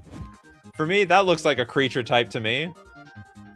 I could name that creature type as my like changeling enters the battlefield and maybe get +1/+1 to all my shrines. It says creature in its type area. Oh, is that the mistake? It's not, but it's technically a creature. There are shrines that are creature. There are shrines that are creatures, but with no creature type. Shrine is not a creature type. It is an enchantment type. There's enchantment creature shrine, so that's why. Yeah, exactly. How does it go? Okay, I'm gonna reread this. So the shrine cards you own have shrine offering and can be cast from your graveyard for their offering cost. Okay, got. So we have reanimation for the shrines, and also we can make shrines that are basically, I don't know, changelings of shrines. That seems fine to me. I think shrines are clunky as hell. Today I learned. Learn from my knowledge, Corbinek, which got absorbed from the coffee crew anyway. No, this is the exact wording of Go Shintai of Life's Origin. That's right. The legendary enchantment creature shrine is correct. So Corbinek now asks, question, are there enough shrines to make a commander deck with? There might! At this point, especially if you use Go Shintai of Helping Hands as your commander. Next up, we've got, what the hell is this? The smorgasbord of art. We have a 4-mana Heritas Familicide. I feel like I am mispronouncing that so bad. It's a legendary sorcery. Until end of turn, whenever a creature dies, destroy each creature that shares a creature type with it. Destroy target creature. Oh my god. It's gonna wreck me. I guess this is meant to destroy all the dragons. Kill one dragon, you deal with all the dragons. Whenever a creature dies, destroy each creature. So you could start this. You start it, and then after you kill one thing and exterminate so many cards from another player, then somebody else could like kill another creature and get rid of the rest of them. It's a great way of dealing with tokens. The extra tokens. It's 22. That's still plenty. Is there 22 images, is what you're saying? Sure are reaping the benefit of that action now. Huh? Is that an Order of the Stick reference? I have no idea what I'm looking at. I mean, if anyone's confused out there, you're confused with me. Kill one change like that's... oh, no! No! God, please, no! Oh, there's 22 shrines. Okay, good luck making that commander deck with. Do you watch Angry Video Game Nerd? I used to. Like, way, way, way back in the day. I could really resonate with his early videos. I remember one my favorite video, actually my two favorite videos was the one on Silver Surfer and Teenage Mutant Ninja Turtles. So like I played the Teenage Mutant Ninja Turtle game and I thought it was so ungodly difficult as a kid. And like I had nothing against difficult games as a kid. Like I blasted through tons of difficult games. There's no problem. But when I was a kid, like one of the only games I couldn't beat was Teenage Mutant Ninja Turtles. And I also think Home Alone on the NES. It was like just the original NES thing. And he just went through the whole game about all the pain points that I had. It was beautiful. And actually, because of that, I decided to play the Silver Surfer game on my own. I was inspired to play Silver Surfer. That is exactly my type of game. I did beat and I ended up beating Silver Surfer, and I think I almost beat it on its hard mode. For anyone that doesn't know, when you beat Silver Surfer, which is a notoriously impossibly difficult game, you get a code to make the game harder. Everything has more health points. It's actually harder. And I enjoyed playing the hard mode on it. Hardest game I played was Sonic Pinball. I've heard of that game, but I've never played against it. Okay, this is a cool card. No one will come to avenge your defeat. No one will lament your passing, says Varsuvius. Cool, very cool stuff. This card actually technically screws me, but that's okay. It's okay. You know what? We gotta screw those Boros. We gotta screw those cat players. Screw them all. Okay, next up we've got X Ryuyen with Prism. That's a bit of a mouthful. Okay, let's look up Prism with Prism Prison. You did it on purpose. Okay, let's take a look at this. And also, you make it look like it's a double-sided split card. Actually, I've watched you for years. Thank you so much. XR Ryu. I'm not pronouncing your name. Is it like Shruran? That sounds about right. Shruran. I've been watching you for years, and I finally caught a show. I'll pay my own way. Thank you very much, Shruran. I'm assuming this show is just coming online at the right time for you. Okay, we got Prism Prison. Cool art. It's a 3-mana equipment. When Prism Prison enters, attach Prism Prison to target creature. Which actually I think is a great idea. Probably more equipment should be like that. You play an equipment and you just attach it immediately to the creature as an ETB. Because most equipment are just way too difficult to play otherwise. And then if the creature dies, then you have to actually equip it to something else. You've already completely reimagined and re-innovated the equipment card type, 100%. X Ryuran. Still pronouncing it problematically, I'm probably. Prism Prison, how much would a woodchuck chuck if a woodchuck would in a prism? Prism Prison. Okay, so we have 3 mana, attach Prism Prison to target creature. Equipped creature becomes an artifact in addition to its other types. Equipped creature gains. This creature can't attack. And for 5 mana tap, add Wooburg and lose all other abilities. So we have just a way of massively filtering our mana. That looks good. I don't really have making your creature borderline useless just to filter your mana. I cannot say that that's broken. That is super fair. Turn them into a dork / rock. Yeah, the glorious, the shiniest rock in the multiverse. 2 mana would be fine, probably. Especially since you have to equip for 3. No, but hold on, sorry. When it enters, you get to automatically attach it to something. So that's gotta be worth something. Although you still have to pay a lot of mana to filter. I just remembered manga Ryuran because of the name, so that's why I wrote it. Thank you very much. Okay, we got a second card here. So this one's totally fair. Super fair. Actually, I really like the idea that equipment could potentially just attach immediately on ETB. But now we go to Zargolax. Zargolax isn't messing around. For 5 mana, this is a 1 loyalty planeswalker. Okay, without reading any of this, this looks so AI generated. We have 1 loyalty, a 0 ability, and a -20. I don't even know how we're gonna gain loyalty here. A lot of AI cards wouldn't.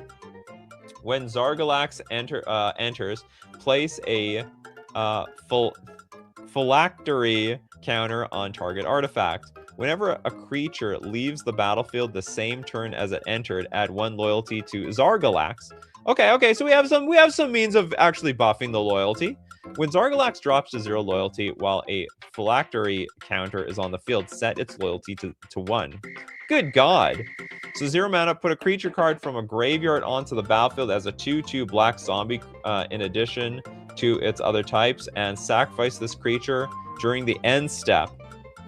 And then I guess, okay, I think this is separate because the font is bold. -20, put all creature cards from all graveyards onto the battlefield as black zombies in addition to their other types. This is a Yu-Gi-Oh card. That's right, we got the Yu-Gi-Oh card here. It's like so many words. We gotta cut this thing down. This card needs a haircut. Where's the Yu-Gi-Oh card spot? Oh, I guess the Yu-Gi-Oh card has been renamed to Wordy Card. How to change this? Put target creature card from a graveyard onto the battlefield as a 2/2 black zombie. then we still have to sacrifice it. So we're just getting a. So the point of the thing is we're just getting a creature every turn. Is there like way to like cut the words down on this card? It's definitely too much.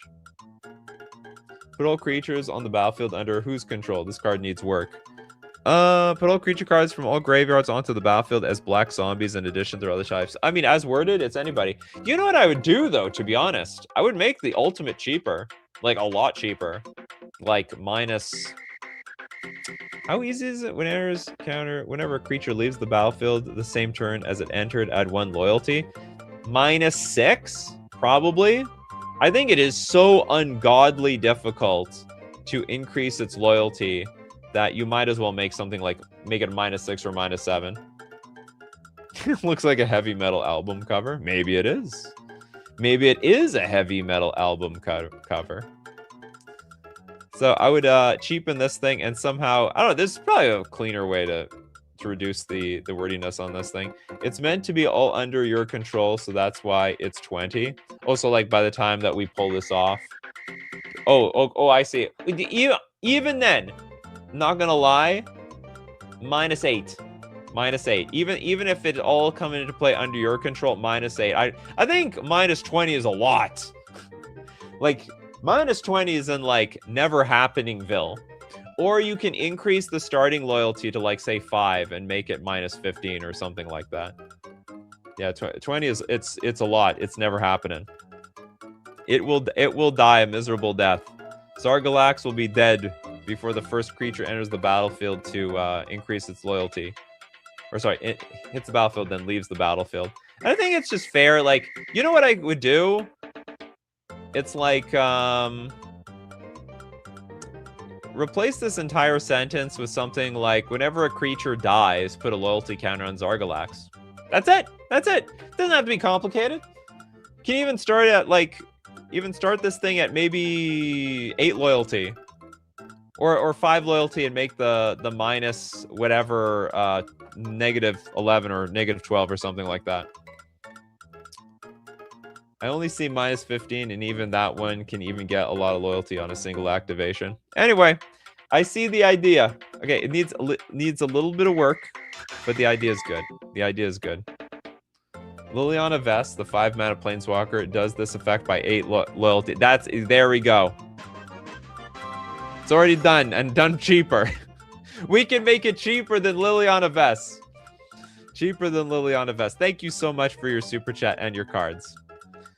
Next, we got the $5 ones. Okay, we're going back to $5. We got that collector, the Looking Eye. Who are you looking at? The new schedule for the streams. So if you're curious, hold on, let me go get your card, and we'll talk about the schedule. The Looking Eye. So first off, this is not when I'm gonna regularly be doing custom card streams, but there is a new schedule where it's Monday, Wednesday, Friday at 9 a.m. Central Standard Time, Tuesdays, Thursdays, 8 p.m. Central Standard Time, and of course the custom shows and the AI shows will always be on Wednesdays. But I have a trip to Taiwan coming up in 3 weeks, so I'm doubling the shows for the next 2 weeks, and so the show times are just at 9 a.m. and 8 p.m. So everyone on this show, your show will go live in like 3 weeks from now. It'll take a little while. It's gonna happen eventually, but it's gonna take a little while. But if you're watching live, you get to see it right now. Okay, the Looking Eye is a 4-mana sorcery with Scry 2. That is so expensive in Surveil 2 and Fate Seal 2. You don't even draw a card out of all this, unfortunately. I don't think this is worth 4 mana. This is so much mana. So basically you go...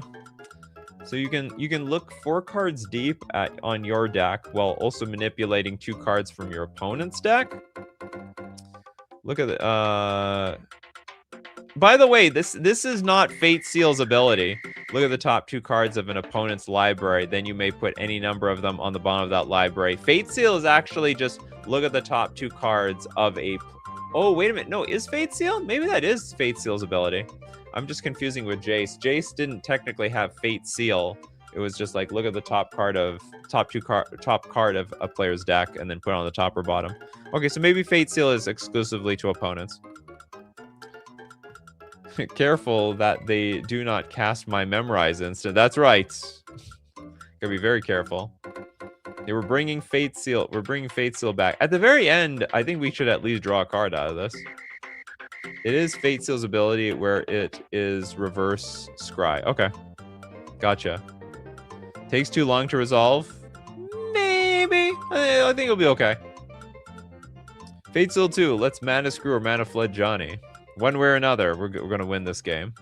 This is appropriate mana for a common. Would be 3 mana at any higher rarity. Okay. For a common, sure, that's fine. It's just a little underwhelming, that's all. Should draw a card at the end of the damn thing. I think drawing a card would still... It's not clear to me that this thing would even see play if you draw a card at the end of all this crap. I would like to remind you that Impulse can look 5 cards deep and then get a card. Isn't that how Impulse works? What does Impulse do? It does something like that. Look at the top 4 cards of your library. Put one of them into your hand and the rest on the bottom of your library in any order. That's for 2 mana at instant speed. Okay, that's 2 mana at instant speed. This is also going 4 cards deep at 4 mana. Anyway, I've made my peace. I've made my peace. This is very doable. Not broken at all. Oh, hold on. Do I have music coming up? Ooh, I got... What? Ah! Hold on. I need to arrange more music for the next... Who knows how long. Let's get some scary music. We can get some intense music coming up. Oh my god, more super chatters. The Asia crowd has woken up and they're like, oh my god, this is my rare chance to be on a Nikachu MTG stream. Oh my god, am I going to do this till 11 o'clock? I'm going to have to be quiet so I don't wake up my wife, who at some point is going to go to sleep. Let's get this song. We're going to be here for probably 3 hours, if I were to take a good guess.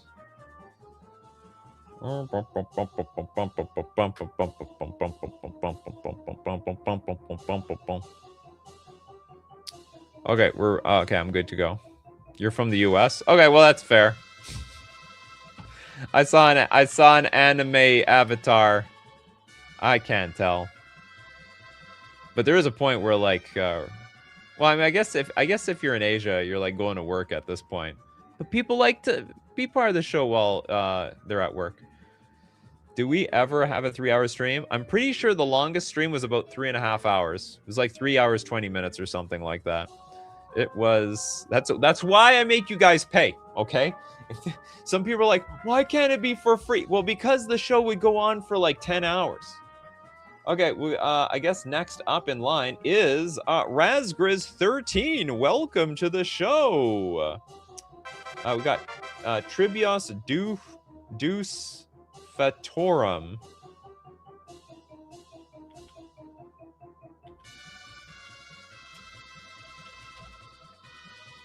And Planetary Glassing. What the hell does glassing mean? Okay, let's see what we got. First card is inspired by Tribi from Honkai Star Rail. The second is inspired by Halo. I am loosely familiar with Halo. I know of it. It's the only thing I know. Okay, we got Tribius is it Dux Fatorum? It's a 3-mana legendary human demigod. Very cute for a demigod. It's a 1/1, and when Tribius enters, if she's not a token, create 2 token copies of her. Oh, good. You actually caught yourself. Otherwise, this could go infinite by accident. Next, we have Flying in Haste. If you control exactly 3 creatures named Tribius, Dux Fatorum, the legend rule doesn't apply to them. Why don't you just say, like, they're not legendary? If you, I mean, this is fine. If you control... Oh, it has to be exactly 3. If you go over, then you have to start losing them to... Well, what happens if there's a 4th one? Do they all, like, implode? I don't know how the world would work in this case. Nikachu knows there's a guns and a guy in armor. That is correct. I also know... okay, we'll get to it, but I also know about Halo. There is a guy... It's for Xbox, which is owned by Microsoft. That's it. I'm done. I have some idea of what he looks like on the what's it called? On the game console. Do you play Majora's Mask? I did not, actually. I played Ocarina of Time and was like, okay, this game is fine. It did not turn me into a hardcore Zelda fan, though. Yeah, if you have 2 or 4, you have to sack to 1. Okay. Because I don't know what the rules would be, but it would almost seem like to me if there are 4 or more, you might have to sack all but 1.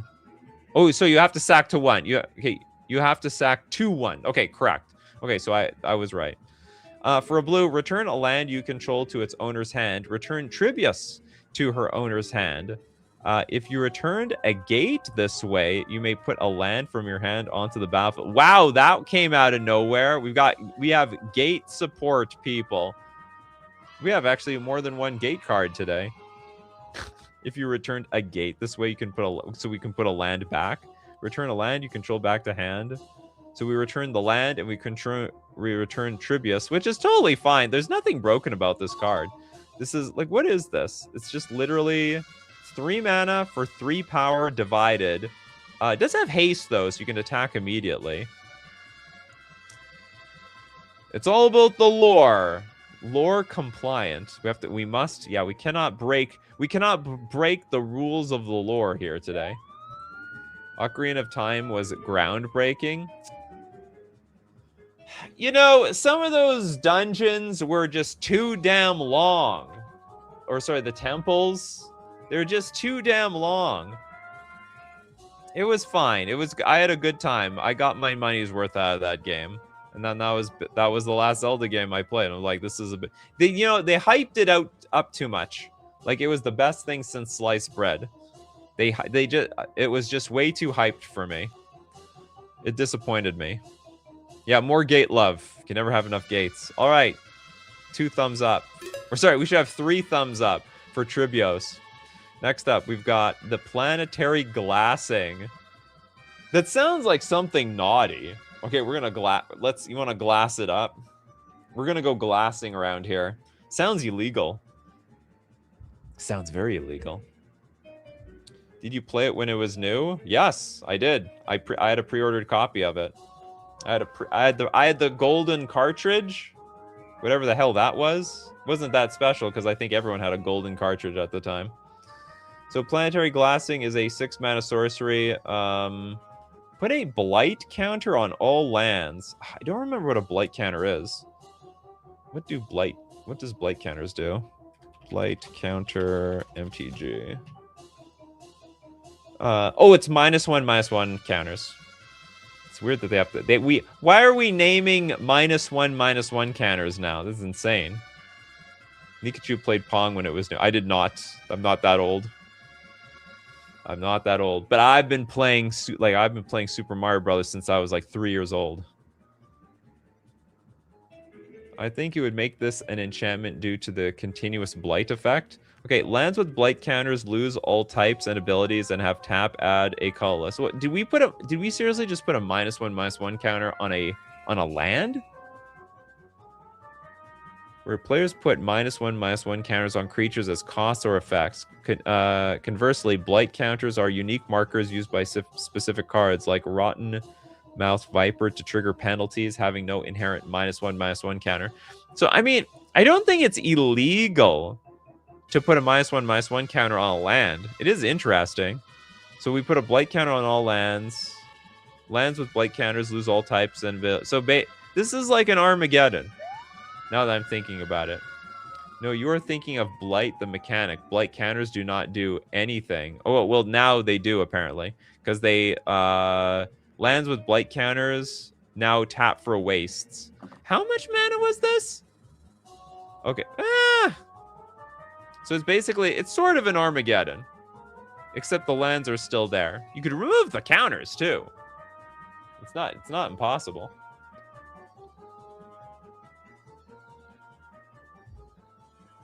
Play Majora's Mask. It's better than Ocarina. I'll think about it when I'm super bored. You know, honestly, if I was going to play another video game, I'd play another Pokemon game. I played Pokemon Sword and Shield, and I liked it a lot. but it's got to be sort of an old Pokemon game. I like the old battle system. Read Ultima Origin of Oblivion. It uses the same mechanic. I will trust you. I never liked Perfect Dark. Not an Aliens fan. I was totally turned off by it. I played an unbelievable amount of GoldenEye 64 when I was a kid. Just a lot. I wish I played in tournaments. Okay, planet glassing usually means blasting a planet until it's rendered uninhabitable due to being molten obsidian from intense laser and plasma blasts. Thank you so much for letting me know about that. All right, it's a flavor win all around, and also it's just playable card. GoldenEye was gas. Both made by Rare before Rare became useless. Before they left Nintendo. Okay, next. Isn't it sad? Rare made so many bangers, leaves Nintendo to work for Microsoft, then produces nothing from there on out. Okay, we got Deck Collector with The Looking Eye. Let's take a look at the Looking Eye.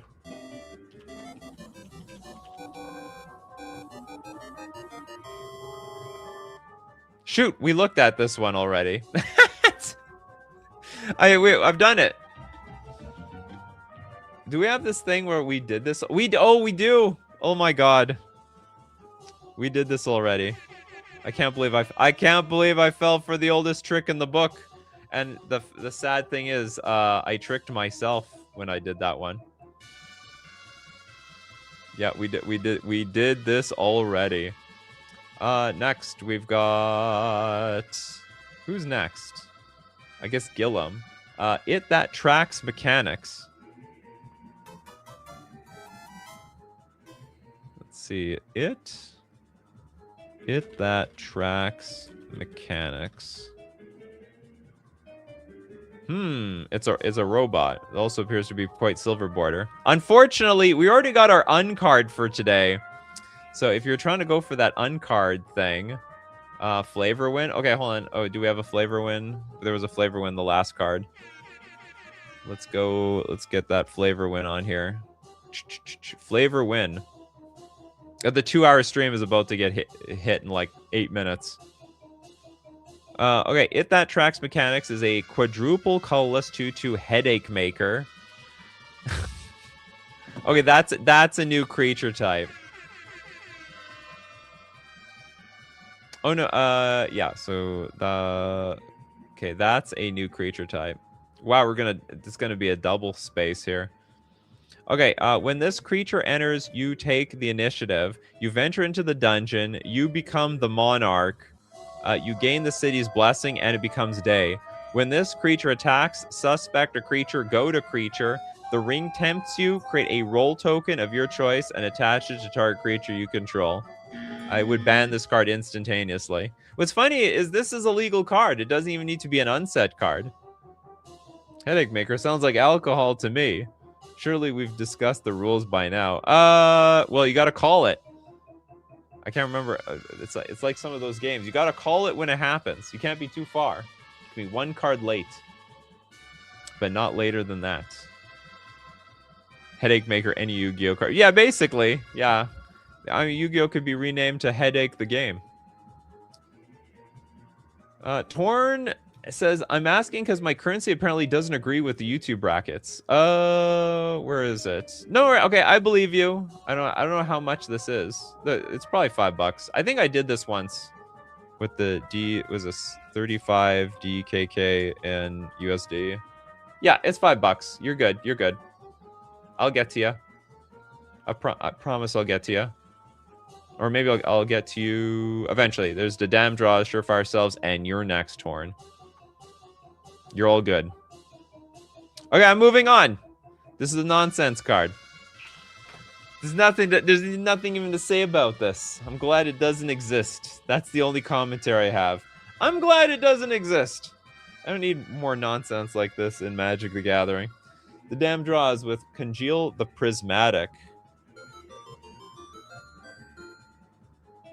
Congeal?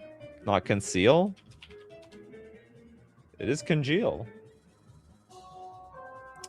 This is a 4 mana enchantment. Whenever another source would add 1 or more mana, it adds that much colorless instead. Oh my god, it's Badger Mole Cub, but in colorless form. For 2 mana, add a white, blue, black, red, or green. Any player may activate this ability as a sorcery. Whenever another source would add 1 or more mana. Oh, so it doesn't count itself. So you can pay 2 mana to then convert it into a white, blue, black, red, or green. But then it, like, doesn't keep adding mana. Because otherwise you could, like, keep activating this for forever. Congeal, don't feel. Someone not gonna feel something here. Razgrid says, fun fact, Nikachu, this is the second time I've ever been featured in your show. The last time was 4 or 5 years ago. Oh my god. I'm glad that I got fans like you, Razgriz, who hang on for 4 to 5 years. That's beautiful. You just have to become a regular, that's all. Oh my god, how brutal is this against devotion? Whenever another source would add 1 or more mana. Why would devotion matter? I don't know if devotion would matter for this. I don't think devotion would care. This looks like a type of card that affects mana dorks, or if you got a lot of ramping cards. So like, or anything, like you got artifacts, you got creatures. That's all it does. It's a good card. It's fine. It's like it's fair Badger Mole Cub, super fair Badger Mole Cub, and anyone can use this thing. Because you can't create mana pips anymore, all mana you tap for is colorless unless you filter it through this card.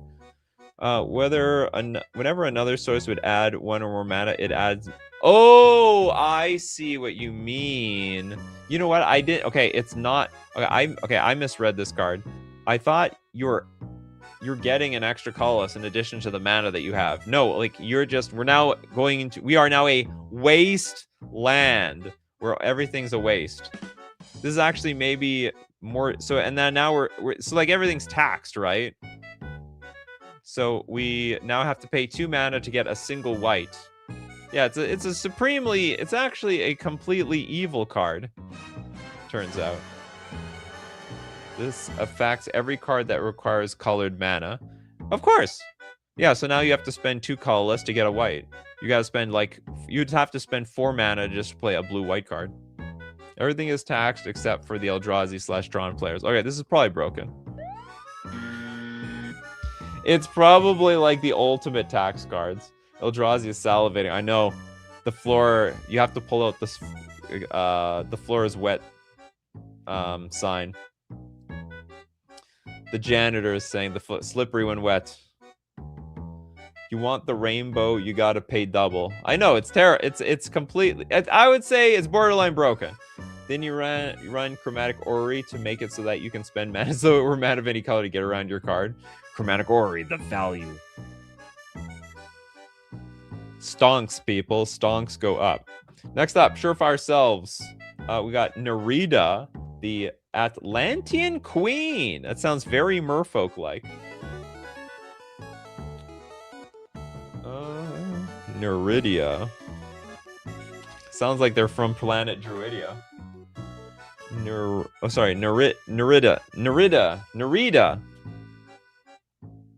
Okay, let's look at Nerida. This is gonna, you know, we had some merfolk cards of me earlier. This is gonna be my this is my waifu in this magical land.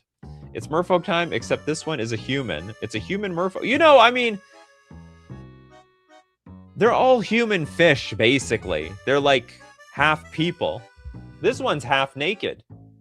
Unless it's actually wearing something. It's just, you know, it's very risky to wear a top that's the same skin tone as your skin. Anyway, we have a 3-mana 2/2 legendary human merfolk. Other merfolk creatures you control get +1/+1. Whenever a merfolk you control deals combat damage to a player, choose target creature that player controls. Until your next turn, prevent all damage that would be dealt.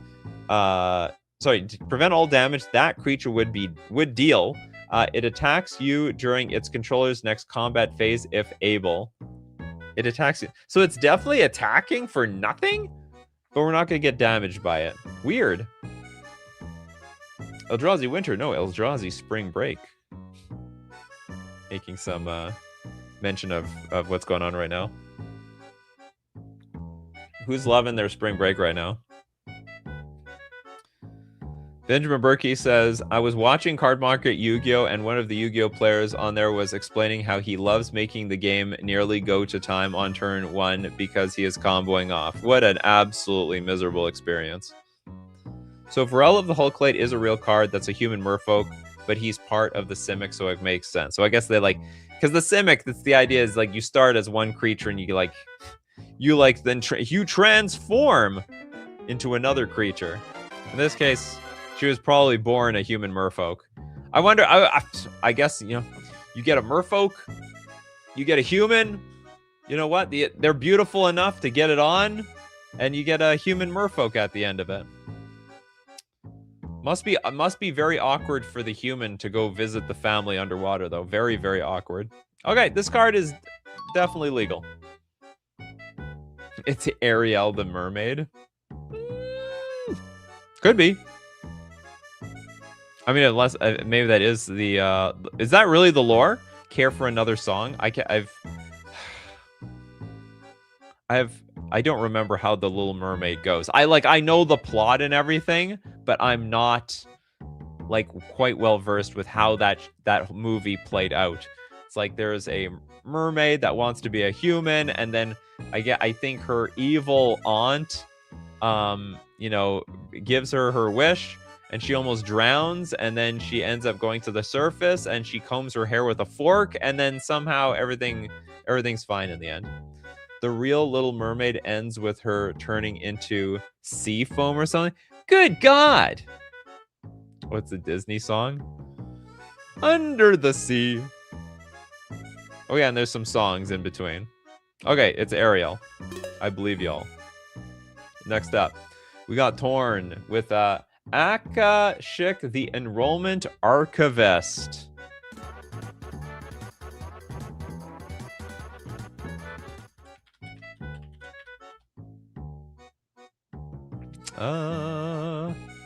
Okay, we got Akashik, the Enrollment Archivist. This is a 6 mana. It's a construct. It's a 4/7 legendary artifact creature. Hexproof, Vigilance, and Mentor. Good God, this is already like overpowered. As long as you control fewer than 4 students, Akashik isn't a creature. Okay, so we actually need to. It's a little bit of a build around card. We need to build up resources to make it like it's like a god almost. Spells you cast from your hand have Student Cascade. So exile cards from the top of your library until you exile a student card with mana value less than that spell's mana value. You may cast it without paying its mana cost. 6 mana. It's probably fine. Like, probably. The thing that balances this card out significantly is the line, as long as you control fewer than 4 students, Akashik isn't a creature. And I imagine, to be honest, I don't know how many good students there are in this game in general, because if you have to fill your deck with students to get this card online, you might just be balancing your deck by putting a bunch of junk in it. Except for Student Cascade, it's fine. Are there any broken students in this game? Name a broken student. Cody with and you got it. The 2 hours plus show, but that actually has major consequences, and I'll tell you why. Because when we get the 2 hours plus show, that ends up giving us not 1 but 2. You got it. 2. We got 2 bingos. Let's change the color here. And we have 2 bingos. That means 2 freebies to everybody that can hang on to the end of the show. We're getting close. We're running out of super chats. We have like 2 regular ones, and then it's donation world time. Changelings are students. Sort of. So many freebies. There's going to be a lot of freebies today. It's going to be a long show today. All right, I approve of this card. Actually, I don't even mind the Student Cascade. Might be the most fair cascade. I mean, there is the only downside is like if students get broken, then that could be a problem. You just fill your deck with a bunch of broken students. I think right now they're sort of fine. Uni people can say that studying always cascades into more studying. That wasn't really how it was for me. A lot of my studying turned into playing a lot of Magic the Gathering, and then a lot of not studying. Until the assignment was due in 2 hours, or the test was happening in like 3 hours. Okay, next up. Who do we got here? We've got Surefire Selves. Ravaging Waters. Is this too slow? We'll take a look at it.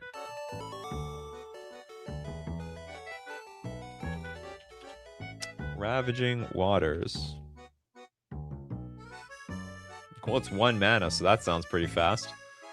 It's a 1 mana Kindred Merfolk instant. Until end of turn, all lands are islands in addition to their other types. If this card was cast from a graveyard, draw 2 cards. Oh, that's pretty cool. Flashback, 2 mana. Behold 2 Merfolk. So, till end turn, all lands are islands in addition to their other types. And I can do this at instant speed. I don't think it's slow. I don't know how useful it is, though. If this cast from a graveyard, draw 2 cards. That is probably the selling point, is that I can later just convert this for 2 random cards, right? That's about it. High Tide anyway, so it can be a High Tide combo card. So it's definitely fine. It cannot be broken, because like the only deck that can make use of the flashback is a Merfolk deck that has multiple Merfolk in play. Filtering? This works with Lord of Atlantis for Island Walk, essentially. You can also slow down like a Cloud Post or Tron player, or any deck that depends on certain lands to like get a bunch of mana. Also, you can screw over Eldrazi lands for a turn, or even 2 turns, if you can get the flashback online. Do you play with Island Walk card type cards? Generally, yes. Generally, I do. I have a few of them. I'll have Master of the Pearl Trident, maybe some Lord of Atlantis or not. Blood Moon for islands for a turn for 1 mana. It's pretty good. I think the 1 mana, it's okay. So it enables the Island Walk for 1 turn. The selling point is the flashback so that you can get 2 cards. The only problem is sometimes you don't have 2 Merfolk on the battlefield, and then you're just screwed. And it's not a long-lasting ability. So you can mana screw somebody once for 1 turn. Yep, them Island Walkers, Kelly. In addition to their other types. Oh, does this... Oh, that's right. So this cannot even mana screw for a turn. So it's strictly to draw cards. This is probably worse than the other card then. What's it called? There's a 1 blue where if you control a Merfolk, you draw a card, and it does the exact same thing. It's like, well, it's not all land. Sorry, it's 1 land becomes an island in addition to their other types. So I mean, I will say this is fine. It's totally fine. I might not end up playing it though. It has to be super. It's a super specifically for Merfolk decks. We got Cody. Donate to the group. Bingo super chat. Okay, you specifically want this one? Okay, so we're now at the bingo part. Okay, so we're at the donation part. We have 1, 2, 3, 4, 5, 6, 7, 8, 9. We have 9 donations. And thanks to Cody. Well, actually, thanks to everybody. We have Dono to chat. Unfortunately, very far from making any more bingos. Super far. All right, for everybody who is super patient, what are your donations? Freebies! Okay, Mercenary wants a freebie. Menace to all. Oh, sorry, low menace to all. Okay, you get a freebie! What is this? Low menace to all? Okay, good God, why? Why are you doing this? 12 mana, 12/12. Flash, First Strike, Flanking, Hexproof, Vigilance, Bushido 10. This is you're literally Dimitri. Out of nowhere. Low cost 10 less to cast if you cast it from the command zone. What? Defending opponent's legendary creatures block low if able. And when low enters from the command zone, each opponent puts their commanders onto the battlefield, then searches their library for any number of lieutenants and puts them on the battlefield, then shuffles afterwards. When low returns to the command zone, put a legendary creature from exile onto the battlefield under your control. This is just a nuts. It's just a nuts card. Yeah, menace to all, but who doesn't have menace? 10 plus mana. Oh yeah, we have they think there's a 10 plus mana. There's a 10 plus mana bingo. It is 10 plus mana. Some of these cards are finding more bingo cards. Okay, I have nothing to say. It's an absolute mess. It's a giant convoluted card. How this plays out, God, I have no idea. Why does it cost 2 mana if it comes from the command zone? In fact, it should cost more if it came from the command zone. It should have a commander tax for being a commander. Why are you getting rewarded for having this thing immediately in the command zone? You could play it on turn 1. That doesn't even look like there's anything that bad. So it's like, okay, everyone has their commander on the battlefield. Like, okay, let's see who has the best commander here. Low doesn't care, apparently. You could play a keyword bingo with this card? I suppose so. I don't think the return from exile effect works under the rules. That's okay. Okay, next up. We're going to get a bingo for... Let's get Kaiser. Kaiser desperately wanted a bingo, and the bingo is going to come from...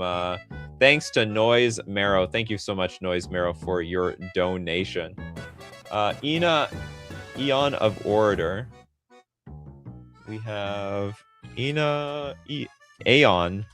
The Aeon of Orator. Pretty looking card. Cool. Okay, this is 3 mana for a 3 loyalty Aeon.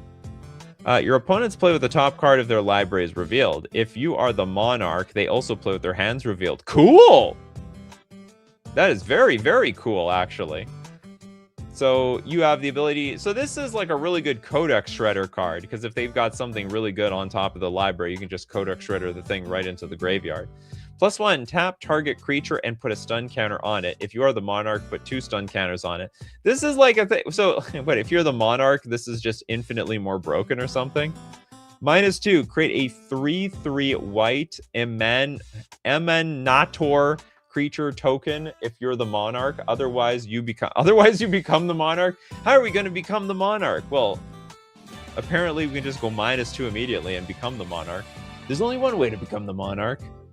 Or this, I don't know if this is the only way, but we can make a 3/3 and then become the Monarch. Emanator can be our general, the greatest of generals. Art is pretty cool too. Very, very cool art.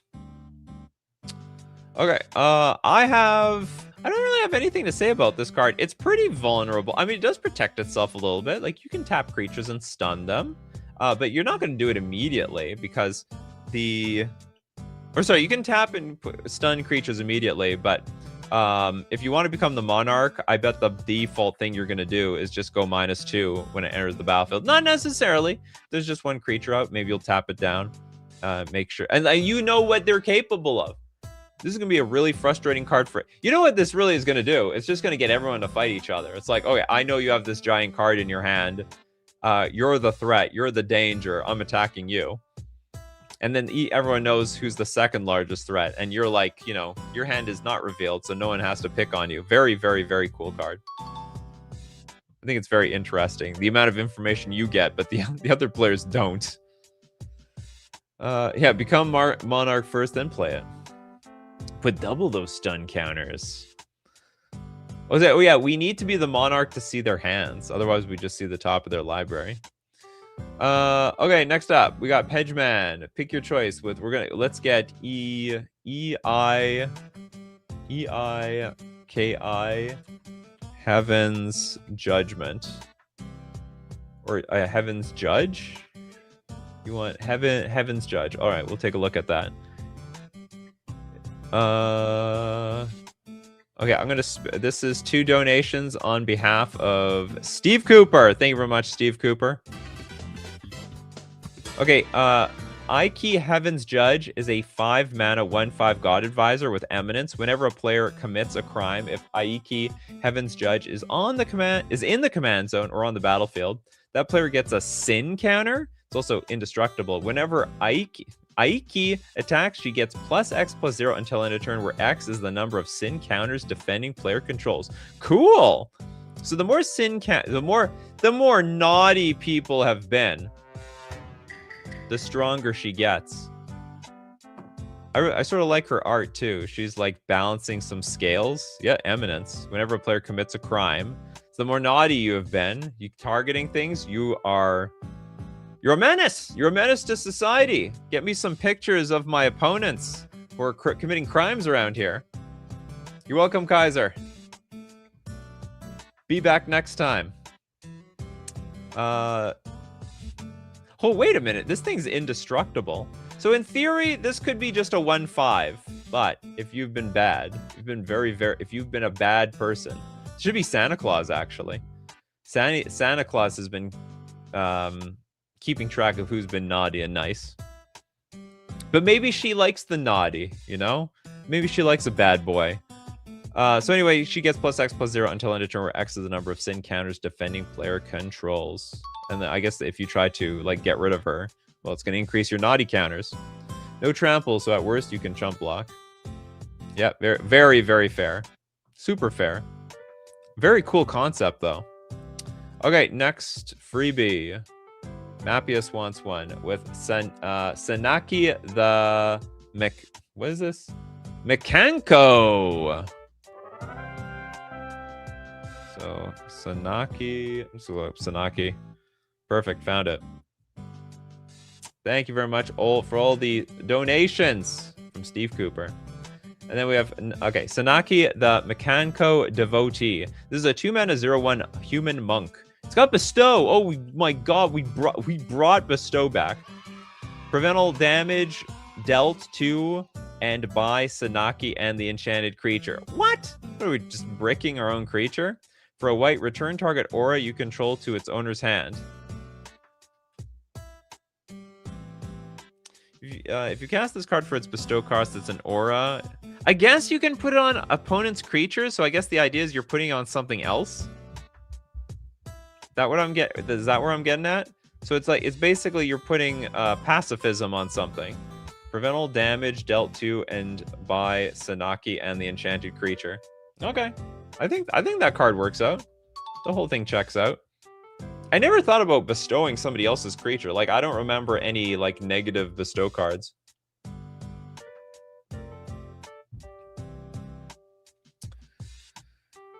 You can enchant opponent's creatures, or you can make a super wall, too. Yeah, it's basically a super wall. It's basically, what's it called? Like one of those gomazoas. Those jellyfish that can't be damaged, which is a bit bizarre. It's the perfect blocker. It is well... Some blockers also can attack. They protect, but also they attack. Okay, next up, we got Arethusa, who has Arcus Ghostly Manager. Arcus Ghostly. We have another Planeswalker. Another sick art. 4 mana for 4 loyalty, Arcus. +1, you may sacrifice a creature. If you do, you get to draw 2 cards. -2, create 2 1/1 white and black spirit creature tokens with flying. That sounds terrible. It sounds so like 2008 Magic for the most part. Fog Bank is what comes to mind with the last card. Yeah, that's exactly what I was thinking of. Also, Fog Bank. It's like a Fog Bank you can put on another creature. -7, you get an emblem with whenever a non-token creature you control enters, you may sacrifice it. If you do, create X 1/1 white and black spirit creature token with flying, where X is the creature's mana value. That's fine. Yeah, so you have an emblem with you continuously lose your cards that enter the battlefield, and you get a bunch of spirits attached to it. That very well put at 7. So basically, in 4 turns, you can pull that off, which is all. You know, if anything, this just makes your deck more vulnerable. If someone puts those, like, was it not return to ranks? There's a black enchantment. It's 1 black. All tokens get -1/-1. Oh, it would just completely screw you. You would never be able to get like a regular creature in play, and all your tokens would get terminated. Isn't that -2 a Sorin's +1? Yeah, I know. It's it seems a bit punishing. I think, you know, maybe you could make both these effects +1s. That would it's probably okay. By today's standards, +1 make 2, you know, 1/1 tokens. It's not like broken or anything. So I think we can improve this card and make it a +1 around here. It says you may sack it if you don't. Oh, okay. If you do create it X1, you are correct. You may sacrifice it. Good call. Good call. All right, so we actually get to keep the card. Very well designed card. I think we can go +1 though for the making the tokens thing. The year is 2026. Something will trample way over those tokens and kill this thing. It's gonna happen. Thanks for catching that, Kyle Danger Adams. And shoot, is that? I think that's only one of these Big Mike donations. All right, let's get another donation from Corbinek. Burning the Willows. How many willows are we burning here?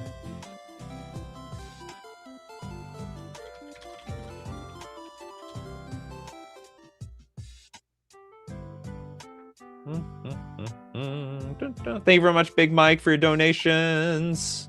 And burning the you know what? It looks like it's saying bumming the willows. I swear. Hold on. We've got bumming. I think it says bumming the willows.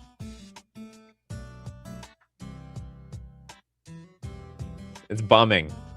It's bumming the willows. We're bumming around here.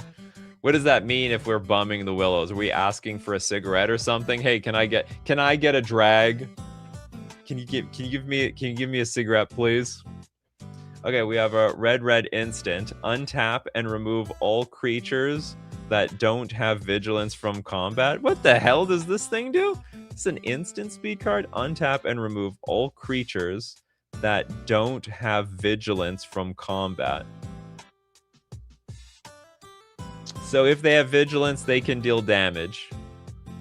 Who keeps bumming my willows? The font is just... Was it actually burning? Was that a mist? Like they're actually like a little too close. Like none of the other words are actually like touching. Like I would understand if some of the words were touching. It was a mistake. I literally think you wrote bumming. It's basically red fog for the most part. It's a weird fog. Maybe it was bumming after all. Yeah, it was bumming after all, wasn't it? It's a very white effect.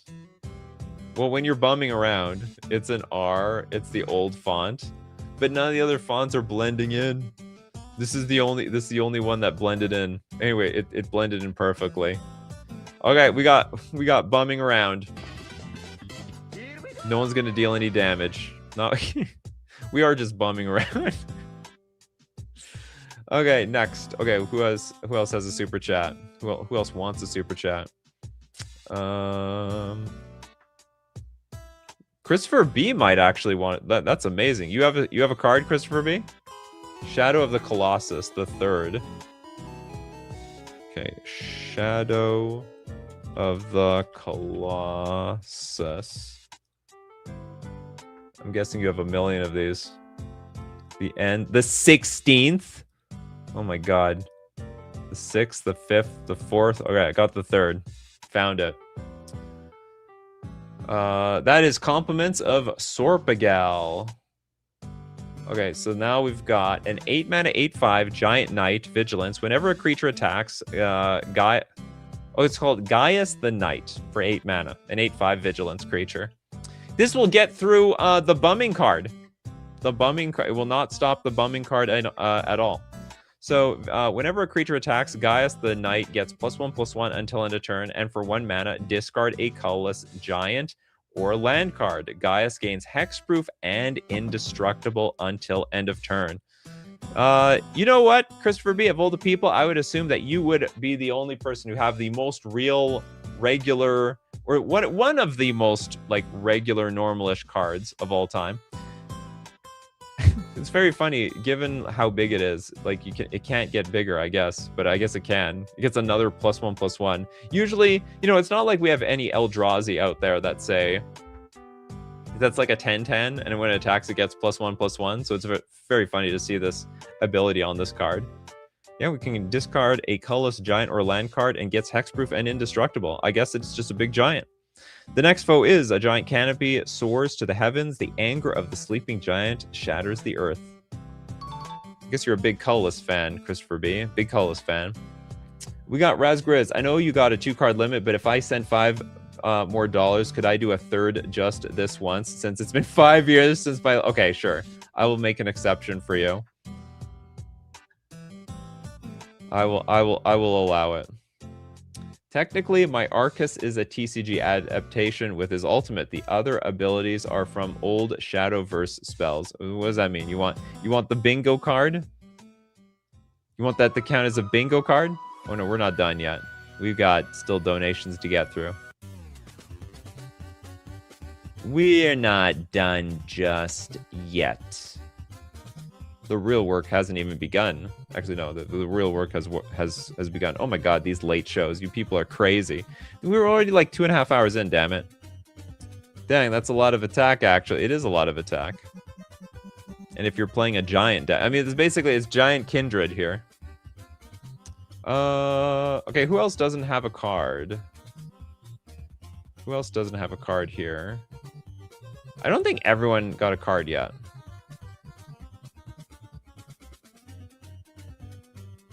Is anyone looking for their first card? You got one, Pedgeman. Maybe almost everyone did get a card, because I got, like, most of the people. We got Saniki. Did I miss anybody? I can go on to, like... Okay, Olga wants... Okay, there we go. Olga hasn't got a card. The Cross Slash. Okay, so this is compliments. Okay, so now we're at the bingo card. Bingo card shut down now. Whoops, why am I moving this away? Okay, we have 2 freebies from the bingo card slots. Cross Slash.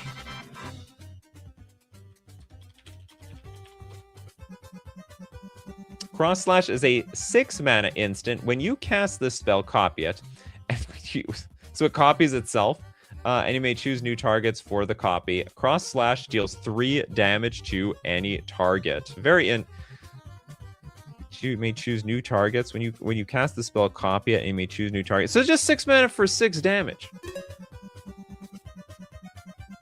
Is that... I mean, it's 100% fair. Probably 5 mana is okay.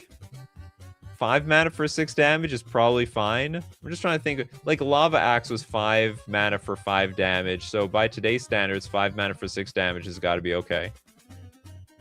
But you can 2 for 1?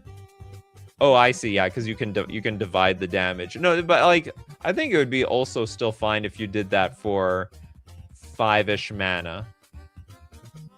Not that I'm like nitpicking a little bit here. I mean, this thing is totally fine as is. The super burn spell, basically 6 mana, and they also, if your opponent, it's a cast trigger. You're abusing the cast triggers over here. If people want to counter spell, they got to counter both of them. Seems like a balanced spell. It is a balanced spell. So Kyle says, what if it copies the copying effect? Doesn't it just keep copying indefinitely? It says when you cast this spell, copy it. Now the copy is not cast. It's just put directly on the stack. Sometimes copy... It's very funny when it comes to copying cards. Sometimes cards say, cast a copy of this card, and sometimes it just says copy it. If it just says copy, then it's just thrown straight on the stack, no cast. So, if it did say when you cast this spell, cast a copy of it, then it would just probably go on for completely indefinitely. Okay, we've got... okay, so that was 1 bingo. Okay, Razgriz is going to squeeze in there one more time. Razgriz only gets, like, apparently 3 cards per 5 years, so we're going to make an exception to the 2-card rule. We have Sparkle. She's also from Honkai Star Rail. I don't know what that is. Star Rail, and by far my most favorite character. Also, 1 donation as a thank you for allowing me this exception. Thank you very much. Okay, Sparkle is... Okay, we got a 4-mana card here. 4-mana legendary creature, Human Emanator. You may have Sparkle enter the battlefield as a copy of any creature you don't control. Oh, so we're going to copy our opponent's creatures. You know, it's funny. We already had a card on here today that said that you can't copy stuff. So it would like actually counteract this card. You see, your card is so strong that other people already preeminently built cards to prevent the copying from happening. Okay, it's got hexproof, and for a red, Sparkle gains haste until end of turn. For 2 mana, exile Sparkle, then return her to the battlefield at the beginning of the next phase. She reminds me of Morphling. Like, this is what Morphling should have been. And for 3 mana, another target creature you control gets +3/+0 and first strike until end of turn. Very odd at the end that we're actually buffing up another creature, but the rest of it is okay. Those are the alternate arts, but it's the same card. Let's take a look at the alternate art. Ooh. Look at that evil eye. She's gonna steal your abilities. She's got her eye on you, and you got her eye on her. Oh, there's a question mark icon in chat whenever a question is asked. Never knew that. Oh, really? I didn't know. I've never seen it. Or I don't see it from my side. Joshua says remand the bolt card so you can cast it again. This is a very creative clone. Enters the battlefield as a copy of any creature you don't control, except she's legendary and keeps her activated abilities. And is very likely going to be a much bigger creature. So basically, I don't know how pissed would people be about this card. Because she has one purpose and one purpose only. Steal your commander's abilities. Basically steal your commander. Like that one better looks-wise, but the first one is better for what the card is trying to do gameplay-wise. I like the glowing purple eyes, or the pink eyes. Question? I don't see anything on my side. This must be like a strictly YouTube functionality type of thing. I've seen the question mark a lot. I just didn't know it was caused by question marks in the message. Interesting. I have no idea what you guys are on about. I have to see the replay. Okay, we have 2 donos now.